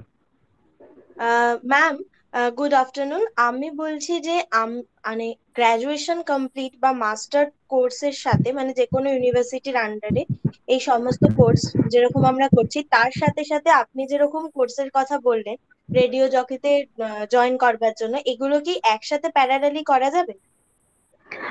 যদি তোমার ওরকম সুবিধা থাকে বা ওদের যে টাইমিং ম্যাচ করে, মনে করো তোমার কলেজ আওয়ার্স এর বাদে ওদের কোর্সের প্রোগ্রাম, তাহলে তুমি অবশ্যই করতে পারো। কিন্তু তোমার যদি কলেজ আওয়ার্স আর ওটা এক সময় হয়ে যায়, বা ওরা যদি শুধু উইকেন্ডে ক্লাস করে, এরকম যদি কোনো কোর্সের প্রোগ্রাম থাকে, তাহলে তুমি অবশ্যই করতে পারো, তোমার তো সুবিধাই হবে, তুমি করে ফেলো। আর যত পাড়ায় যা ফাংশন হচ্ছে বা কোনো অনুষ্ঠান, কলেজের অনুষ্ঠান, সেগুলোতে চেষ্টা করো অ্যাঙ্কার হওয়ার। বা আর পডকাস্ট তো বললাম, পডকাস্টের পর তোমার নিজেই ট্রেনিং হয়ে যাবে, দেখবে অনেক কিছু এগিয়ে যেতে পারবে অনেক। ওকে, আর আরেকটা কোয়েশ্চেন ছিল ম্যাম, সেটা হচ্ছে যে মানে আমি যে মানে আমার যে গলার ভয়েস, বা সেটা তো আমাদের মানে আমরা যখন প্রত্যেকটা মানুষের ভয়েস তো আলাদা আলাদা হয়, সেই ভয়েসের কি কোয়ালিটি, ওটাও কিন্তু মানে ট্রেনিং। হ্যাঁ দেখো, কোয়ালিটি দিয়ে বলবো, মানে এই যে ট্রেনিং, তোমার গলার আওয়াজ ওপর নিচ, এগুলো একটু ট্রেনিং দরকার, বুঝেছো? জানো, এই যে অ্যাক্টর অমিতাভ বচ্চন আছে, তিনি হচ্ছে আর্ট হিসেবে ট্রাই করেছিলেন, কিন্তু জানো ওনার গলার এই বেস বা গলার যে গাম্ভীর্যতা, এটার জন্য উনি রিজেক্ট হয়ে গেছিলেন। মানে ভেরি ফানি, উনি এত বড় একজন অভিনেতা, এত ওনার কৃতিত্ব সব জায়গায়, কিন্তু শুরুর দিকে কিন্তু উনিও বাতিল হয়ে গেছিলেন, ওনাকেও রিজেক্ট করে দেওয়া হয়েছিল শুধুমাত্র এই গলার জন্য। তাই গলার যে টোন, তার জন্য ট্রেনিং নাও, তোমরা শুনতে থাকো, রেডিও শোনো, যখন কোনো আর যে কথা বলছে ও কিরম ভাবে বলছে, ও আনন্দের খবরটা কতটা উপরে বলছে বা কতটা, এগুলোর জন্য না তোমাকে একটু ট্রেনিং নিলে বোধহয় ভালো হয়। তুমি ইনস্টিটিউট গুলোতে দেখো, এরা তোমাকে এই বিষয়ে ট্রেনিং দেবে। আর ওকে ম্যাম। একটু ফলো করো, হ্যাঁ, ফলো করলেই তোমরা বুঝতে পারবে। Okay ma'am, thank you. Kazi Sarfarazur Rahman. Yes sir. বলো। ম্যাম, আমার কোশ্চেন হচ্ছে যে এটা আমার নিজের একটা ফিলিং যে হ্যাঁ বলো। যে আর্ট যে কেরিয়ারটা, সেটাকে ধীরে ধীরে কি চলে যাচ্ছে? কারণ আমি রেডিও শোনা শুরু করি 2015-তে। তারপর আমি গত প্রায় 3 বছর ধরে আমি 93.5 শুনলাম, 2018-তে 104.8 শুনলাম। ঠিক ছিল, কিন্তু যখন আমি আরো গ্যাজেটস মানে সোশ্যাল মিডিয়া স্টার্ট করি, কম্পিউটার পেলাম, মোবাইল পেলাম, আমি রেডিও শোনা বন্ধ করে দিলাম। অ্যান্ড ফ্র্যাঙ্কলি 1 ইয়ার আমি রেডিও শুনিনি। তো ম্যাম, ধীরে ধীরে কি এই রেডিও যে ক্যারিয়ারটা, এই ধীরে ধীরে কি ভ্যানিশ হয়ে যাচ্ছে, বা লোকের মনে কি ডিসইন্টারেস্ট এটা তৈরি করছে? দেখো, এটা তো অবশ্যই যে রেডিও প্রচন্ড একটা তীব্র কম্পিটিশনের মধ্যে পড়েছে এই সোশ্যাল মিডিয়ার কাছে। যেটা মানে সোশ্যাল মিডিয়ার যে অনুষ্ঠানগুলো, বিশেষ করে গানের, যেগুলো তুমি বললে বিভিন্ন প্ল্যাটফর্ম, সেখানে আমার মনের মতো যখন দেখতে আমি যে গান শুনে ফেলতে পারছি। আমাকে আরজে এর উপর ডিপেন্ড করতে হচ্ছে না যে আরজে এর কোন গানটা লাগাবে তার জন্য বসে থাকা। তবে একটা কথা বলবো, সবার কাছে তো স্মার্টফোন থাকে না, সবার কাছে তো এই সুবিধাটা থাকে না। এমন অনেক আমাদের ভারত, আমাদের দেশ, যাতে এমন অনেক মানুষ আছে যাদের কাছে সোশ্যাল মিডিয়া প্ল্যাটফর্ম নেই, তাদের কিন্তু এই বিনোদনের জায়গায় রেডিও গুলো। তো সেই ক্ষেত্রে রেডিও কিন্তু এখনো বেশি আছে। আর তোমাদের মতো জেনারেশন যারা সোশ্যাল মিডিয়ায় এতটাই মানে ইনভলভ হয়ে যাচ্ছে, যারা রেডিও শুনছে না, তাদেরকে আকৃষ্ট করবার জন্যই এই সমস্ত সোশ্যাল মিডিয়ায় দেখে, এই যে বলছিলাম, তাদের ইউটিউব চ্যানেল, তাদের ফেসবুক পেজ, এই যে করিনা কাপুর সুন্দরী, ফারাহ কারণ, এই যে প্রোগ্রাম গুলো তাদের ফেসবুক পেজ হ্যান্ডেলে দেখতে, এগুলো সব প্রচারিত হতে থাকে। ফলে সেক্ষেত্রেও চেষ্টা করা হচ্ছে তোমাদের মতো যারা আর রেডিও থেকে মুখ ফিরিয়ে নিয়েছো বা এই প্রফেশনের দিকে আসতে চাইছো না, তাদেরকে জাগৃত করার চেষ্টা করা হচ্ছে। তবে এই প্রফেশন এই মুহূর্তে চলে যাবে না বা অদূর ভবিষ্যতে চলে যাবে না, কারণ সবার হাতে বা আমাদের পুরো ভারতবর্ষে ডিজিটাল ইন্ডিয়া হতে অনেক টাইম আছে। মানুষের পক্ষে সোশ্যাল মিডিয়া শুনতে গিয়ে আর মানে সোশ্যাল মিডিয়া অত সহজলভ্য তাদের কাছে এখনো অব্দি হয়ে ওঠেনি, বা হতে এখনো অনেক টাইম আছে। অর্থাৎ তাদের বিনোদনের জন্য আজকে অবশ্যই থেকে যাবে মার্কেট এরিয়ার এটা বলে আমার, ঠিক আছে। ম্যাম, বাট আমার কোয়েশ্চেন, সাপোজ আমি বা আমার মানে যারা পরিচিত বা কেউ যদি বলে যে আমি আর্টে হতে চাইছি, তো তাকে আমি কি বলবো, ইয়েস নো, বা যেতে পারিস কিন্তু বেশি ফিউচার নেই, মধ্যে কি বলবো এর মধ্যে আনসারটা? আরেকবার বলেন, না। কেউ যদি জিজ্ঞেস করে যে আমি আর্টে হতে চাইছি, তুই মানে কেউ যদি আমার মত নিতে চায় যে আর্টে হওয়া ভালো না খারাপ, তো আমি তাকে কি বলবো, যে ইয়েস নো, নাকি যেতে পারিস কিন্তু তেমন কোনো ফিউচার নেই? হ্যাঁ দেখো, আরজে হতে চাইলে কিন্তু আরজে হওয়া যায় না। তোমার মধ্যে যদি সেই, ধরো একজন বলতে পারো যারা আরজে হয় তাদেরকে শুরুর দিকে লোকে চ্যাটার বক্স বলে বা টকেটিভ বলে, এত কথা বলে, কিন্তু কথা বলা আর ইন্টারেস্টিং ওয়েতে কথা বলা, অ্যাট্রাকটিভ ওয়েতে কথা বলা এবং লোকের সাথে কমিউনিকেট করার ভালোবাসা রাখা, যে আমার ভালো লাগে নতুন নতুন লোকের সাথে কথা বলতে, নতুন নতুন ক্রিয়েটিভিটি দিয়ে কথা বলতে। যদি এরকম দেখো তোমার বন্ধুর মধ্যে এরকম আছে, সে দুর্দান্ত কম্পেয়ার করতে পারে, দুর্দান্ত অ্যাঙ্কার করতে পারে, দুর্দান্ত লোককে জমিয়ে রাখতে পারে, তাকে তুমি এনকারেজ করতেই পারো যে এই প্রফেশনে আসবার জন্য। কারণ এটা একটা খুব ভালো ফান লাভিং কেরিয়ার এবং ভালো স্যালারি আছে যদি তুমি এক্সপিরিয়েন্স গেইন করতে পারো। আর আরেকটা জিনিস, শুধু যে আর্টসের, তোমাদের সবার উদ্দেশ্যে বলছি যে শুধু আমি যদি একটা আর্টসের ট্রেনিং নিই বা কোর্স করি, তাহলে কি শুধুই আমি আর্টসে হবো? না, আমি আর্টসে যদি প্রাইভেট অ্যান্ড পাবলিক যে সমস্ত চ্যানেল আছে সেখানে তো যেমন আর্টসে হলামই, তাছাড়াও আর্টসেরা কিন্তু আলাদা কাজও করে। তারা কি করে, যদি আমি শুধু রেডিও স্টেশনে ধরি, পুরো রেডিও স্টেশনে যত ইন্টারভিউ আছে বা সেলিব্রিটির সাথে কথা আছে, সেগুলো কিন্তু তারা তাদের টেলিকাস্টের টাইমের বাইরে থেকে রেকর্ডিং করে, এডিটও করে। একা এডিট করুক বা প্রোডাকশনের অন্য কেউ থাকলে তাদের সাথে মিলে করুক, তাদের ইন্টারভিউ নেওয়ার দায়িত্বটা কিন্তু তার। অর্থাৎ আমার যে শুধু 5টা থেকে 7টা শো আছে, আমার তারপরে আর কাজ নেই, তা কিন্তু নয়। তাছাড়াও আর্চেরা আর কি করে, আর্চেরা তোমার বিভিন্ন যে সমস্ত বিজ্ঞাপন আছে, যেটা হচ্ছে ধরো অডিও বিজ্ঞাপন বা অডিও ভিজুয়াল বিজ্ঞাপন, যে সমস্ত আমরা রেডিওতে শুনি বা টিভিতে দেখতে থাকি, তাদের পেছনে যে ভয়েস ওভার গুলো হয়, সেই ভয়েস ওভারের কাজ কিন্তু আর্চেরা করে থাকে। তাদের কেন বিশেষ করে ইউজ করা হয়, কারণ আমরা আর্চেদের কথা শুনে শুনে আমাদের কানের মধ্যে তাদের বা আমাদের মনের মধ্যে তাদের একটা ইমপ্রেশন বসে যায়, এবং আমরা আওয়াজ শুনে বুঝতে পারি কে বলছে, এবং তাদের আওয়াজ সুন্দর হয় বলেই তারা আরজে হয়েছে। তো তারা ভালো করে অ্যাট্রাকটিভ ওয়েতে প্রেজেন্ট করতে পারে বলে তারা আছে। তাহলে এরা না ভয়েস ওভার আর্টিস্টেরও কাজ করে। মানে তোমার বন্ধু যদি আরজে না হয়ে ভয়েস ওভার আর্টিস্ট হতে চায়, সেও কিন্তু করতে পারে। তাছাড়া অ্যাঙ্কার করতে হতে পারো তুমি যে কোনো শোয়ে। তাছাড়া তোমার এক্সপিরিয়েন্স বেশি হয়ে গেলে তুমি রেডিওর যে মানে আর যে সমস্ত দায়িত্ব আছে এক্সপিরিয়েন্স হয়ে যাওয়ার পরে বলছি তুমি মিউজিকের যেহেতু তোমার নলেজ হয়ে যাচ্ছে, তুমি পরবর্তীকালে মিউজিক ডিরেকশনের দিকে যেতে পারো, বা প্রোডাকশন আরো এক্সপিরিয়েন্স হয়ে গেলে তুমি সেই স্টেশনের প্রোডাকশন ডিরেক্টর হতে পারছো, স্টেশন ম্যানেজার হতে পারছো। যেহেতু তুমি ভালো করে কথা বলা শিখে যাচ্ছ বা পারো বলে তুমি নিউজ রিডারের জন্য অ্যাপ্লাই করতে পারো। তো আমি যে আর রেডিও জকিং এর কোর্স করে বা যদি সার্টিফিকেট নিয়েও আসি আমি যে আর যেই হব সেরকম নয়। তুমি এই ক্যারিয়ারের পথগুলো কিন্তু তোমার খোলা আছে, তাই তুমি তোর বন্ধুকে এনকারেজই করো যদি হতে চায়, বলে এটা তো আছেই, নাহলে আরো 5টা রাস্তাও তোর জন্য খোলা আছে। হ্যাঁ, প্রোডাকশন ডিরেক্টর আর স্টেশন ম্যানেজার হয়তো তোমাকে এক্সপিরিয়েন্সের সাথে হতে হবে, বাট বাকি যেগুলো আছে অ্যাঙ্কার হওয়া বা হোস্ট হওয়া কোনো প্রোগ্রামে, বা নিউজ রিডার হওয়া বা অ্যানাউন্সার হওয়া, ভয়েস ওভার আর্টিস্ট হওয়া, এগুলো কিন্তু তোমার কেরিয়ার অপরচুনিটিস।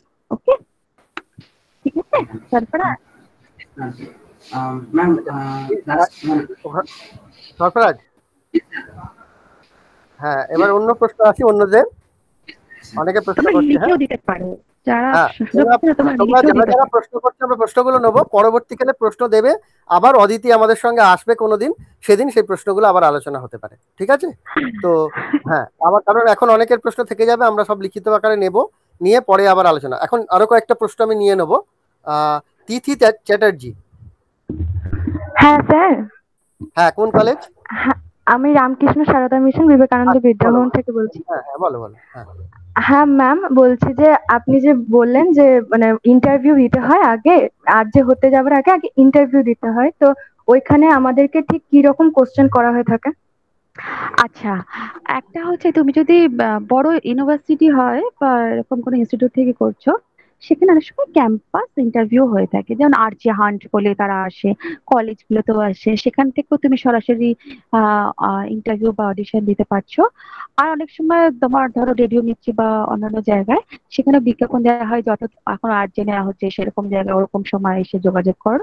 তো যখন তুমি দিতে যাবে তখন মানে আমি এটা একটা আমার ফ্রেন্ড আছে তার কাছ থেকে জানতে পেরেছি, তো যখন তারা ইন্টারভিউ দিতে যায় বা অডিশন দিতে যায় তাদেরকে একটা স্টুডিওর মধ্যে ডেকে পাঠানো হয়, মানে তার যখন টাইম আসে বলার তখন গিয়ে সেই ঘরটাতে কেউ থাকে না, তোমাকে মাইক্রোফোন হেডফোন দিয়ে দেওয়া হয়, হেডফোনে তোমাকে নির্দেশ দেওয়া হয় কোনো একটা টপিক নিয়ে কিছু বলার, তোমাকে সেখানে ইনস্ট্যান্ট সেই টপিকে বলতে হয়।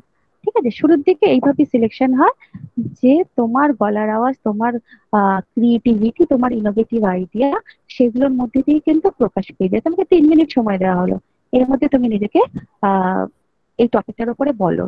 এবার তুমি যদি সেটা ভালো করে বলতে পারো বা প্রেজেন্ট করতে পারো, তারা যে সবসময় একটা টপিকে তোমাকে বলে দিচ্ছে তা না, ধরো তাদের মনে হলো এবার এই নিয়ে বলুন, এবার এটাকে বাংলায় বলুন, এবার এটাকে হিন্দিতে বলুন, এবার একটু মজার ছেলে বলুন, এবার একটু মানে সিরিয়াস ভাবে বলুন, এরকম ভাবে বারবার তোমার হেডফোনে কিন্তু নির্দেশ আসতে থাকবে এবং তোমাকে সেভাবে নিজের ভয়েস চেঞ্জ করে করে বা নিজের মুড চেঞ্জ করে বা নিজের কথা বলার স্টাইল চেঞ্জ করে করে ব্যাপারটা বলতে হয়। তো সেইভাবে প্রাইমারি সিলেকশন গুলো হয়, তারপর তো আরো অনেক সিলেকশনের প্রসিডিওর আছে, কিন্তু শুরুর দিকে কিন্তু তোমার এইভাবেই সিলেকশন হয়ে থাকে। ঠিক আছে তিথি? হ্যাঁ ম্যাম, ঠিক আছে। Poulami Ghosh. Good afternoon, ma'am. Good afternoon, sir. তোমার কলেজ কি বলবে? Muralidhar girls college. হ্যাঁ বল। বলছি যে এই যে যখন প্রোগ্রাম গুলো আমরা শুনি রেডিওতে, তখন যে যেই টপিকে প্রতিটা আরজে কথা বলছে অথবা যে গানের লিস্ট গুলো যখন এই টপ 10, টপ 100, টপ 50 এরকম যখন হয়, সেগুলোকে আরজে ঠিক করছে নাকি তাকে ঠিক করে দেওয়া হচ্ছে?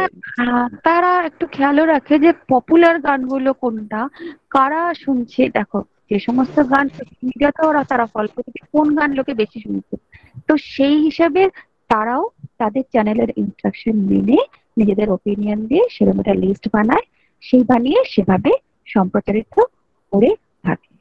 ঠিক আছে ম্যাম, আরেকটা প্রশ্ন ছিল, ইন্ডিয়াতে ফিউচার কি আরজের? বিকজ এই রেডিও প্রোগ্রামের যে পপুলারিটিটা দিন দিন কমে আসছে, সেখানে কি মানে ফিউচারটা কি? আরো অ্যাট্রাকটিভ করতে হবে ইয়াং জেনারেশন, আমার মনে হয়। আর ইয়াং জেনারেশনের মনে জায়গা করে নেওয়ার জন্য তীব্র কম্পিটিশনের জন্য ইউটিউবে বা সোশ্যাল মিডিয়াতে নিজেদের পেজে আরো বেশি অ্যাক্টিভ দেখাতে হবে। নিজেদের উপস্থিতি অন্যান্য প্রোগ্রামে দেখিয়েও দেখাতে হবে। আর আরো একটা বললামই যে ফিউচার মানে কিন্তু এখনো আমাদের দেশ পুরো ডিজিটালাইজড হয়ে যায়নি। আমাদের দেশে সবার হাতে কিন্তু মোবাইল ফোন নেই, অতএব সেই এফএমই ভরসা। তো সেই এফএম থাকলে রেডিও এই মুহূর্তে চলে যাচ্ছে না, ঠিক আছে? আর জিও এই মুহূর্তে চলে যাচ্ছে না, এখনো অনেক দিন থাকার আছে। Thank you ma'am, thank you ma'am. Okay, Nilanjan Saha.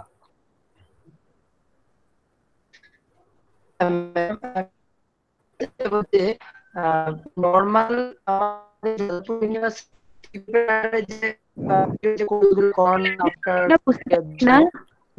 তোমার প্রশ্নটা বোঝা যাচ্ছে না।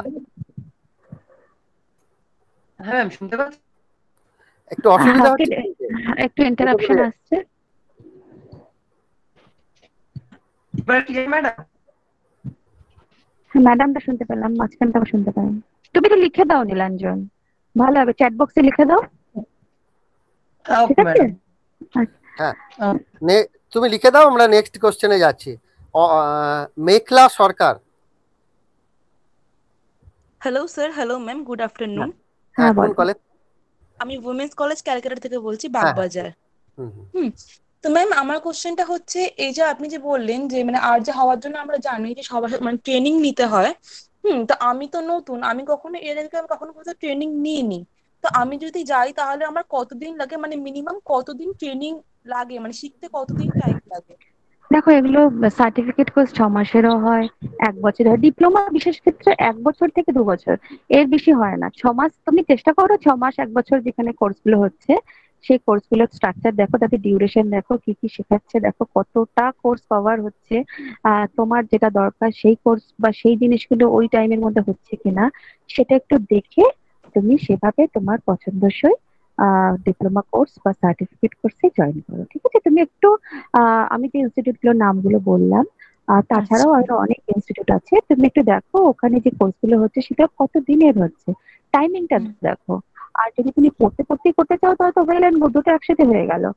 তো সেখানে তোমরা গিয়ে, হ্যাঁ বলছি যে আমি এখন 4th সেমিস্টার, মানে আমাদের তো এবার মানে এইসবের জন্য এক্সামটা হলো না। তো আমি চাইছি আফটার গ্রাজুয়েশন কিছু একটা করতে, তো এখন তো মানে কোথাও ভর্তি হওয়া যাবে না।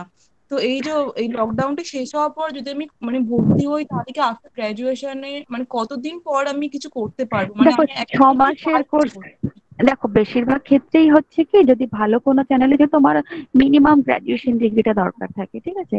আর জার্নালিজম ডিগ্রি, বাট যেহেতু এটা একটা স্পেশালাইজড, তোমার যদি স্পেশালাইজড কোনো সার্টিফিকেট এসে, মনে করো তুমি 10 জন ইন্টারভিউ দিতে গেলে তার মধ্যে 5 জনের সার্টিফিকেট আছে, একটা এক্সট্রা সার্টিফিকেট জার্নালিজম ছাড়াও। আর একটা কথা, জার্নালিজম থেকে যেতে হবে এরকম কিন্তু কোনো ব্যাপার নেই, যে কোনো ফিল্ড থেকে আসতে পারে। যে তোমার কাছে যদি একটা সার্টিফিকেট থাকে যে see I have this professional certificate, I did this course from that institute on particularly on radio jockeying, তখন দেখবে 10 জনের মধ্যে থেকে 5 জনের মধ্যে তোমার তো ইম্পর্টেন্স একটা আলাদা হয়ে গেল যে হ্যাঁ ও আছে। এইবার সেটা তোমার কিভাবে তুমি প্রেজেন্ট করছো, কেন ডিগ্রি থাকলেই যে সবসময় সে ভালো স্পিকার হয়ে যাচ্ছে তা তো না। তাই তার সেখানে কি তোমার একটু অ্যাডেড অ্যাডভান্টেজ থাকে, কিন্তু সেই তোমাকে ইন্টারভিউ অডিশনের মাধ্যমে সেখানে সিলেকশন হবে। তবে তুমি এখন যেহেতু লকডাউনে বাড়িতে আছি আর আমরা সেভাবে কিছু করতে পারছি না, যতটা পারো শোনো, তাদের স্টাইলটা ফলো করো, তারা কিভাবে কথা বলছে, তারা কোনো সিচুয়েশন কিভাবে হ্যান্ডেল করছে বা কিভাবে অ্যাট্রাকটিভ বানাচ্ছে, কি মজার মজার কথা বলছে, সব রকম ফলো করে দেখবে। প্রচুর আছে এরকম অডিও ক্লিপ, সেগুলো একটু ফলো করো, দেশের হোক বা বিদেশের হোক, তাহলে তুমি আইডিয়া পেয়ে যাবে। নিজের আয়নার সামনে দাঁড়িয়ে নিজে প্র্যাকটিস করো, নিজের মা বাবাকে বসিয়ে তাদের সামনে বলো, বন্ধু বান্ধবের সামনে বলো, কোনো প্রোগ্রাম নিজে হোস্ট করো। আর সর্বোপরি বাড়িতে আছে যখন পডকাস্ট তৈরি করো, আমি সবাইকে বলছি পডকাস্ট তৈরি করো, একটা ভালো ট্রেনিং নিজেরই হয়ে যাবে, নিজেই শুনতে পাবে যে কেমন লাগলো আমার এটা বলার পরে, আমি এটা বললাম সেটা আমার কেমন লাগছে শুনতে, ঠিক আছে? Thank you ma'am. Okay, Aditi Sarkar. Yes, sir. Good morning, ma'am. Good morning. Good afternoon বলতে পারো, হ্যাঁ বলো।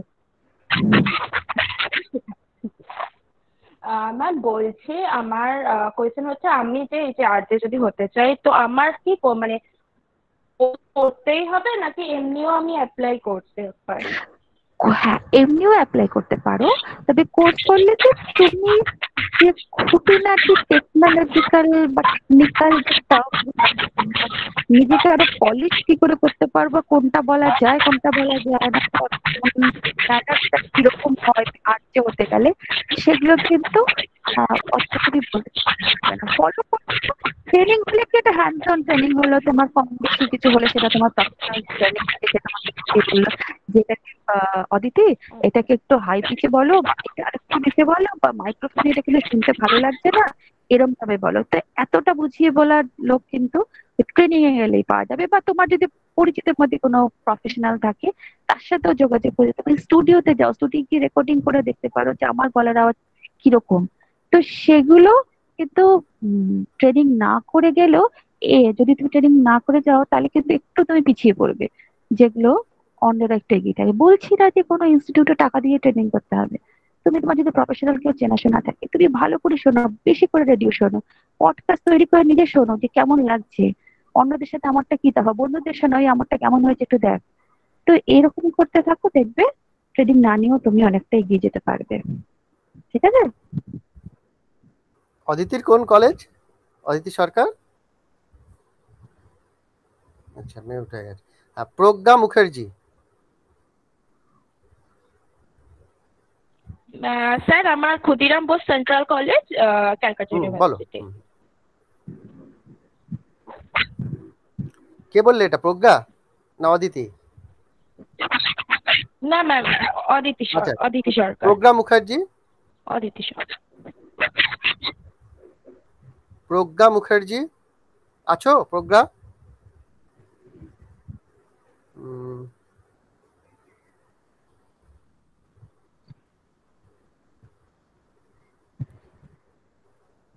প্রজ্ঞাকে দেখিনি। অদিতি নীলাঞ্জন কোশ্চেন করেছে, দেখতে পাচ্ছ তুমি কি? হ্যাঁ, আমি বাদ দিই যা সময়। হ্যাঁ, তুমি একটু দেখে নাও আমি প্রজ্ঞা আছে কিনা একটু দেখি। শিশু বিজ্ঞান আমারটা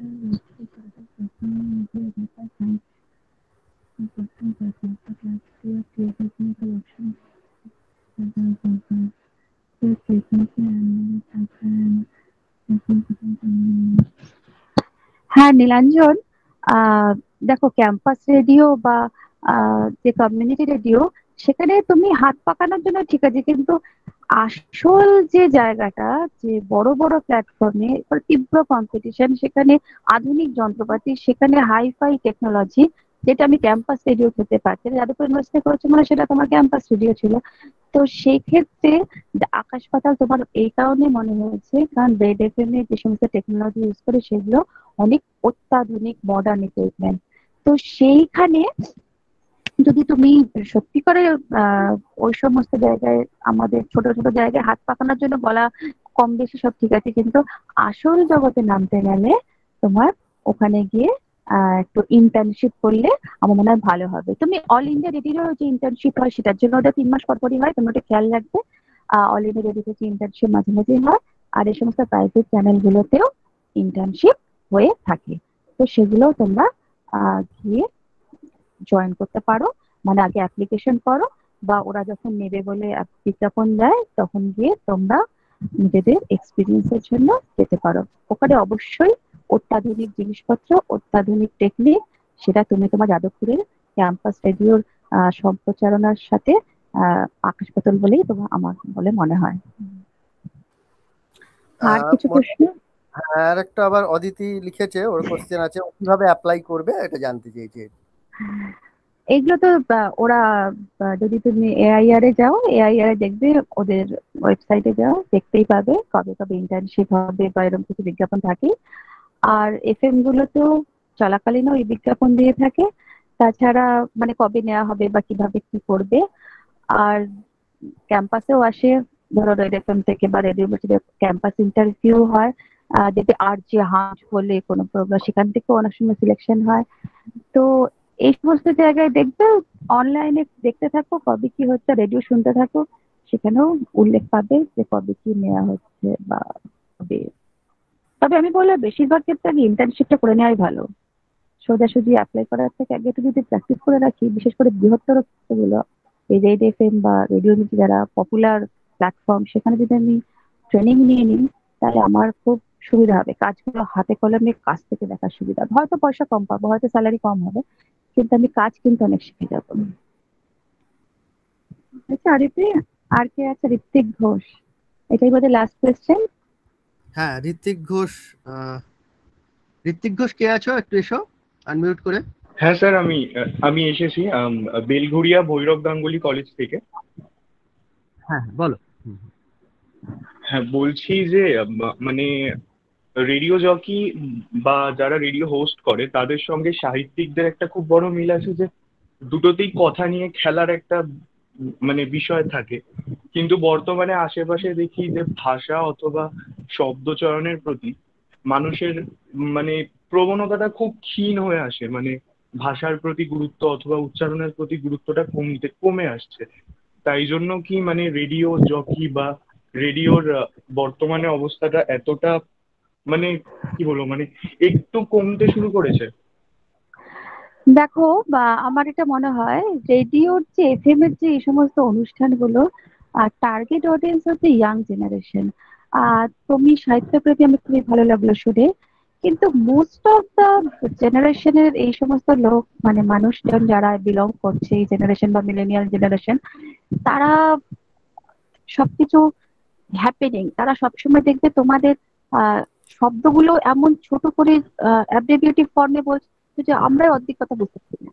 তো তাদের মনে পৌঁছানোর জন্য তাদের মতো করে বলার একটা প্রবণতা আজকের দিনে দেখা গিয়েছে। নইলে কিন্তু আমি এই জেনারেশনকে আকৃষ্ট করতে পারবো না আমার চ্যানেলের প্রতি। তাই সাহিত্য দিয়ে আমার এই প্রেজেন্টেশনের ব্যাপারটা থাকে, তাই পার্সোনাল প্রেজেন্টেশনের থেকে অ্যাগ্রেসিভ প্রেজেন্টেশনের দিকে ঝোঁকটা বেড়ে গেছে। এটা একটা সত্যি স্যাড জিনিস যে সত্যি তো এখানে আর যে তার তো ক্রিয়েটিভিটি ইনোভেশনের একটা বড় জায়গা, কিন্তু ওই যে টার্গেট অডিয়েন্স যদি করতে পারি, আমার তো বেশি রেডিও মানে টিআরপি হয় তেমনি এখানে র্যাম্প আছে, রেডিও অডিয়েন্স মেজারমেন্ট, যেখানে আমার বেশি শ্রোতা আসবে তাহলে আমার বিজ্ঞাপনটা বেশি আসবে, সবকিছু সেই বাণিজ্যিক হয়ে গেছে। তাই ইয়াং জেনারেশন টার্গেট অডিয়েন্স, তাদেরকে আকৃষ্ট করতে গেলে একটু নেমে আসতে হয়েছে ঘটনা। এটা একটা সত্যি স্যাড জিনিস, কিন্তু নেমে আসতে হয়েছে।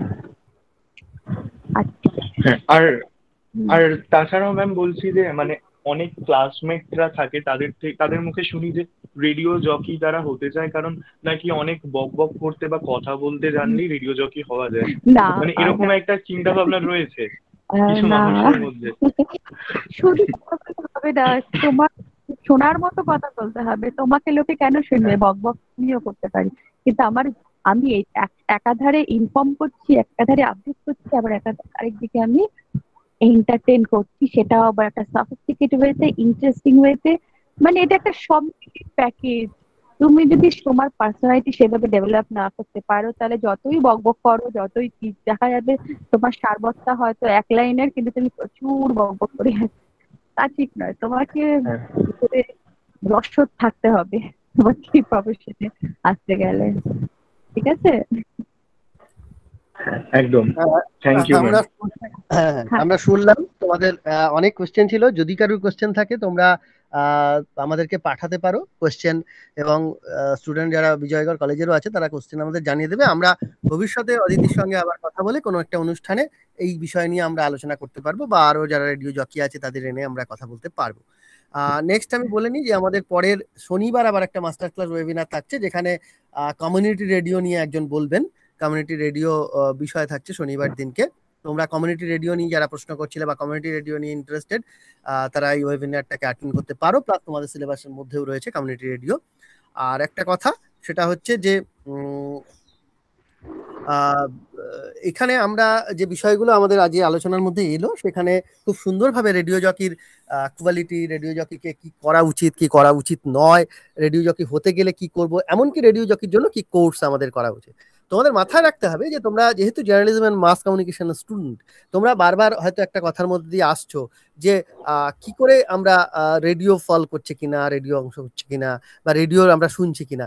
এখন প্রশ্ন হচ্ছে যে রেডিও, নিউজ পেপার, টিভি এইগুলো আমাদের ভবিষ্যতে হয়তো আমাদের একটা চাকরির মাধ্যম, আমরা যারা ছাত্রছাত্রী, আমরা যারা এই ফিল্ডের মধ্যে আছি, তাহলে এটার বাঁচিয়ে রাখার দায়িত্বও কিন্তু অনেকটা আমাদের। কিন্তু আমরাই ধরো তোমরাই নিজেরা বলো না, তোমরা এখন অ্যাপস হয়েছে বলে মোবাইলে শুনছো, কিন্তু শোনার চেষ্টা করছো, রেডিওটা কজন শুনছো, তোমরা রেডিও কজন রাখছো? কিন্তু তোমাদের দায়িত্বের মধ্যে পড়ে কিন্তু একটা রেডিও রাখা বা রেডিও শোনা, বা শুধু নিজে শোনা নয়, অন্যকে প্রভাবিত করা, যেহেতু তোমাদের একটা চাকরির মাধ্যম হতে পারে। অর্থাৎ এটা কিন্তু কায়দা করে অন্যের মাধ্যমে তোমাদের চালিত করে রাখতেই হবে।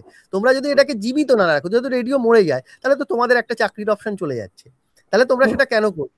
তাহলে তোমাদের কিন্তু শিখতে হবে, সেটাও কিন্তু শিখতে হবে যে রেডিও শুনিস না, তাহলে কি শুনিস, মানে এই ব্যাপারটা কিন্তু তাদের মধ্যে, মানে তারা যদি বলে হ্যাঁ রেডিও আজ আর কেউ শোনে না, তুমিও যদি তার সঙ্গে সঙ্গে তাল দাও, তাহলে তোমার তো মাস কমিউনিকেশন পড়ার সার্থকতা নেই। তুমি কি করে কমিউনিকেট করবে? তাহলে তোমারই যেহেতু জিনিস, তোমারই রেডিও, তোমার আপনজন, রেডিও তোমার পরিবারের অংশ, তোমার সিলেবাসের অংশ। যেমন কেমিস্ট্রির যদি তাদের মধ্যে বুনসেন বার্নার যদি তাদের ইয়ে হয়, কিংবা ভার্নিয়ার স্কেল যদি ফিজিক্সের লোকের তার প্র্যাকটিক্যালের জীবন্ত বস্তু হয়, কিংবা একজন ফিজিওলজির লোক যদি তারা জীবিত কোনো তাদের কঙ্কাল দেহকে তারা নিয়ে টেস্ট করে, সেরকম তোমাদের রেডিও, টেলিভিশন, নিউজ পেপার, এগুলো তোমাদের মাধ্যম এবং এগুলো তোমাদের প্র্যাকটিক্যালের মাধ্যম। আজকে যদি রেডিও নিয়ে কথাটাই বলবো, রেডিওকে তোমরা যদি বাঁচিয়ে রাখতে চাও, তাহলে তোমাদের নিজেদের শুনতে হবে এবং তোমার বাড়ি, বন্ধু বান্ধব সবাইকে প্রভাবিত করতে হবে রেডিও শোনার জন্য। এবং যেটা খুব সুন্দর অদিতি আজকে আলোচনার মধ্যে আনলেন, সেটা হচ্ছে যে পডকাস্টের মাধ্যমে তোমরা আজকে ইন্টারনেট রেডিও একটা বড় মাধ্যম, এবং এই নিও নর্মাল সিচুয়েশনের জন্য এবং আজকে যে অ্যাবনর্মাল সিচুয়েশনের জন্য, আজকে প্যান্ডামিক সিচুয়েশনের জন্য আমরা কিন্তু অডিও মাধ্যমটা কিন্তু একটা ইন্টারনেটের মাধ্যমে আজকে ভার্চুয়াল প্ল্যাটফর্মটাকে আমরা ব্যবহার করতে পারছি, এবং একে কাজে লাগিয়ে তোমরা কিন্তু অনেক অডিও, অনেক কিছু তৈরি করতে পারো। এবং সেটা শুধু এই কিছুটা গণ্ডির মধ্যে নয়, তোমরা হোল ওয়ার্ল্ডে তোমরা এটাকে কিন্তু ছড়িয়ে দিতে পারো, তোমাদের মেসেজটা আজকে কিন্তু ছড়িয়ে দিতে পারছো।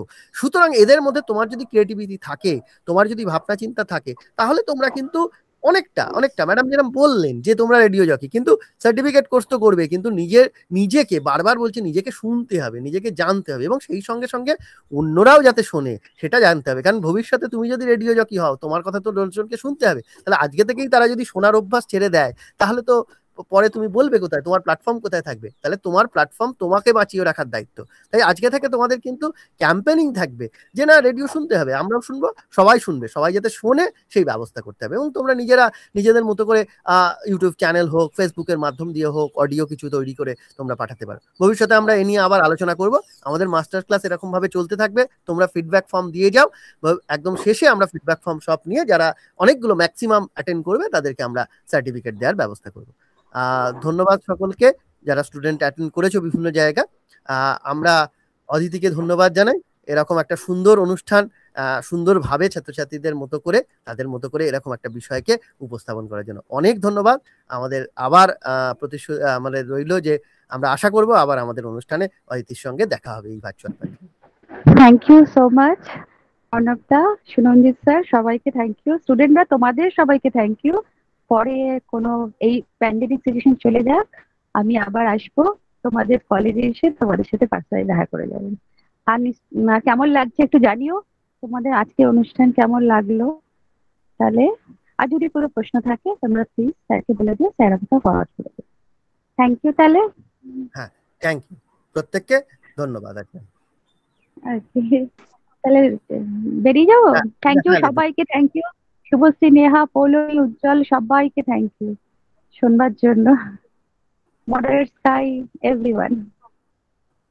তাহলে আসি তাহলে আজকে। হ্যাঁ, গুড আফটারনুন।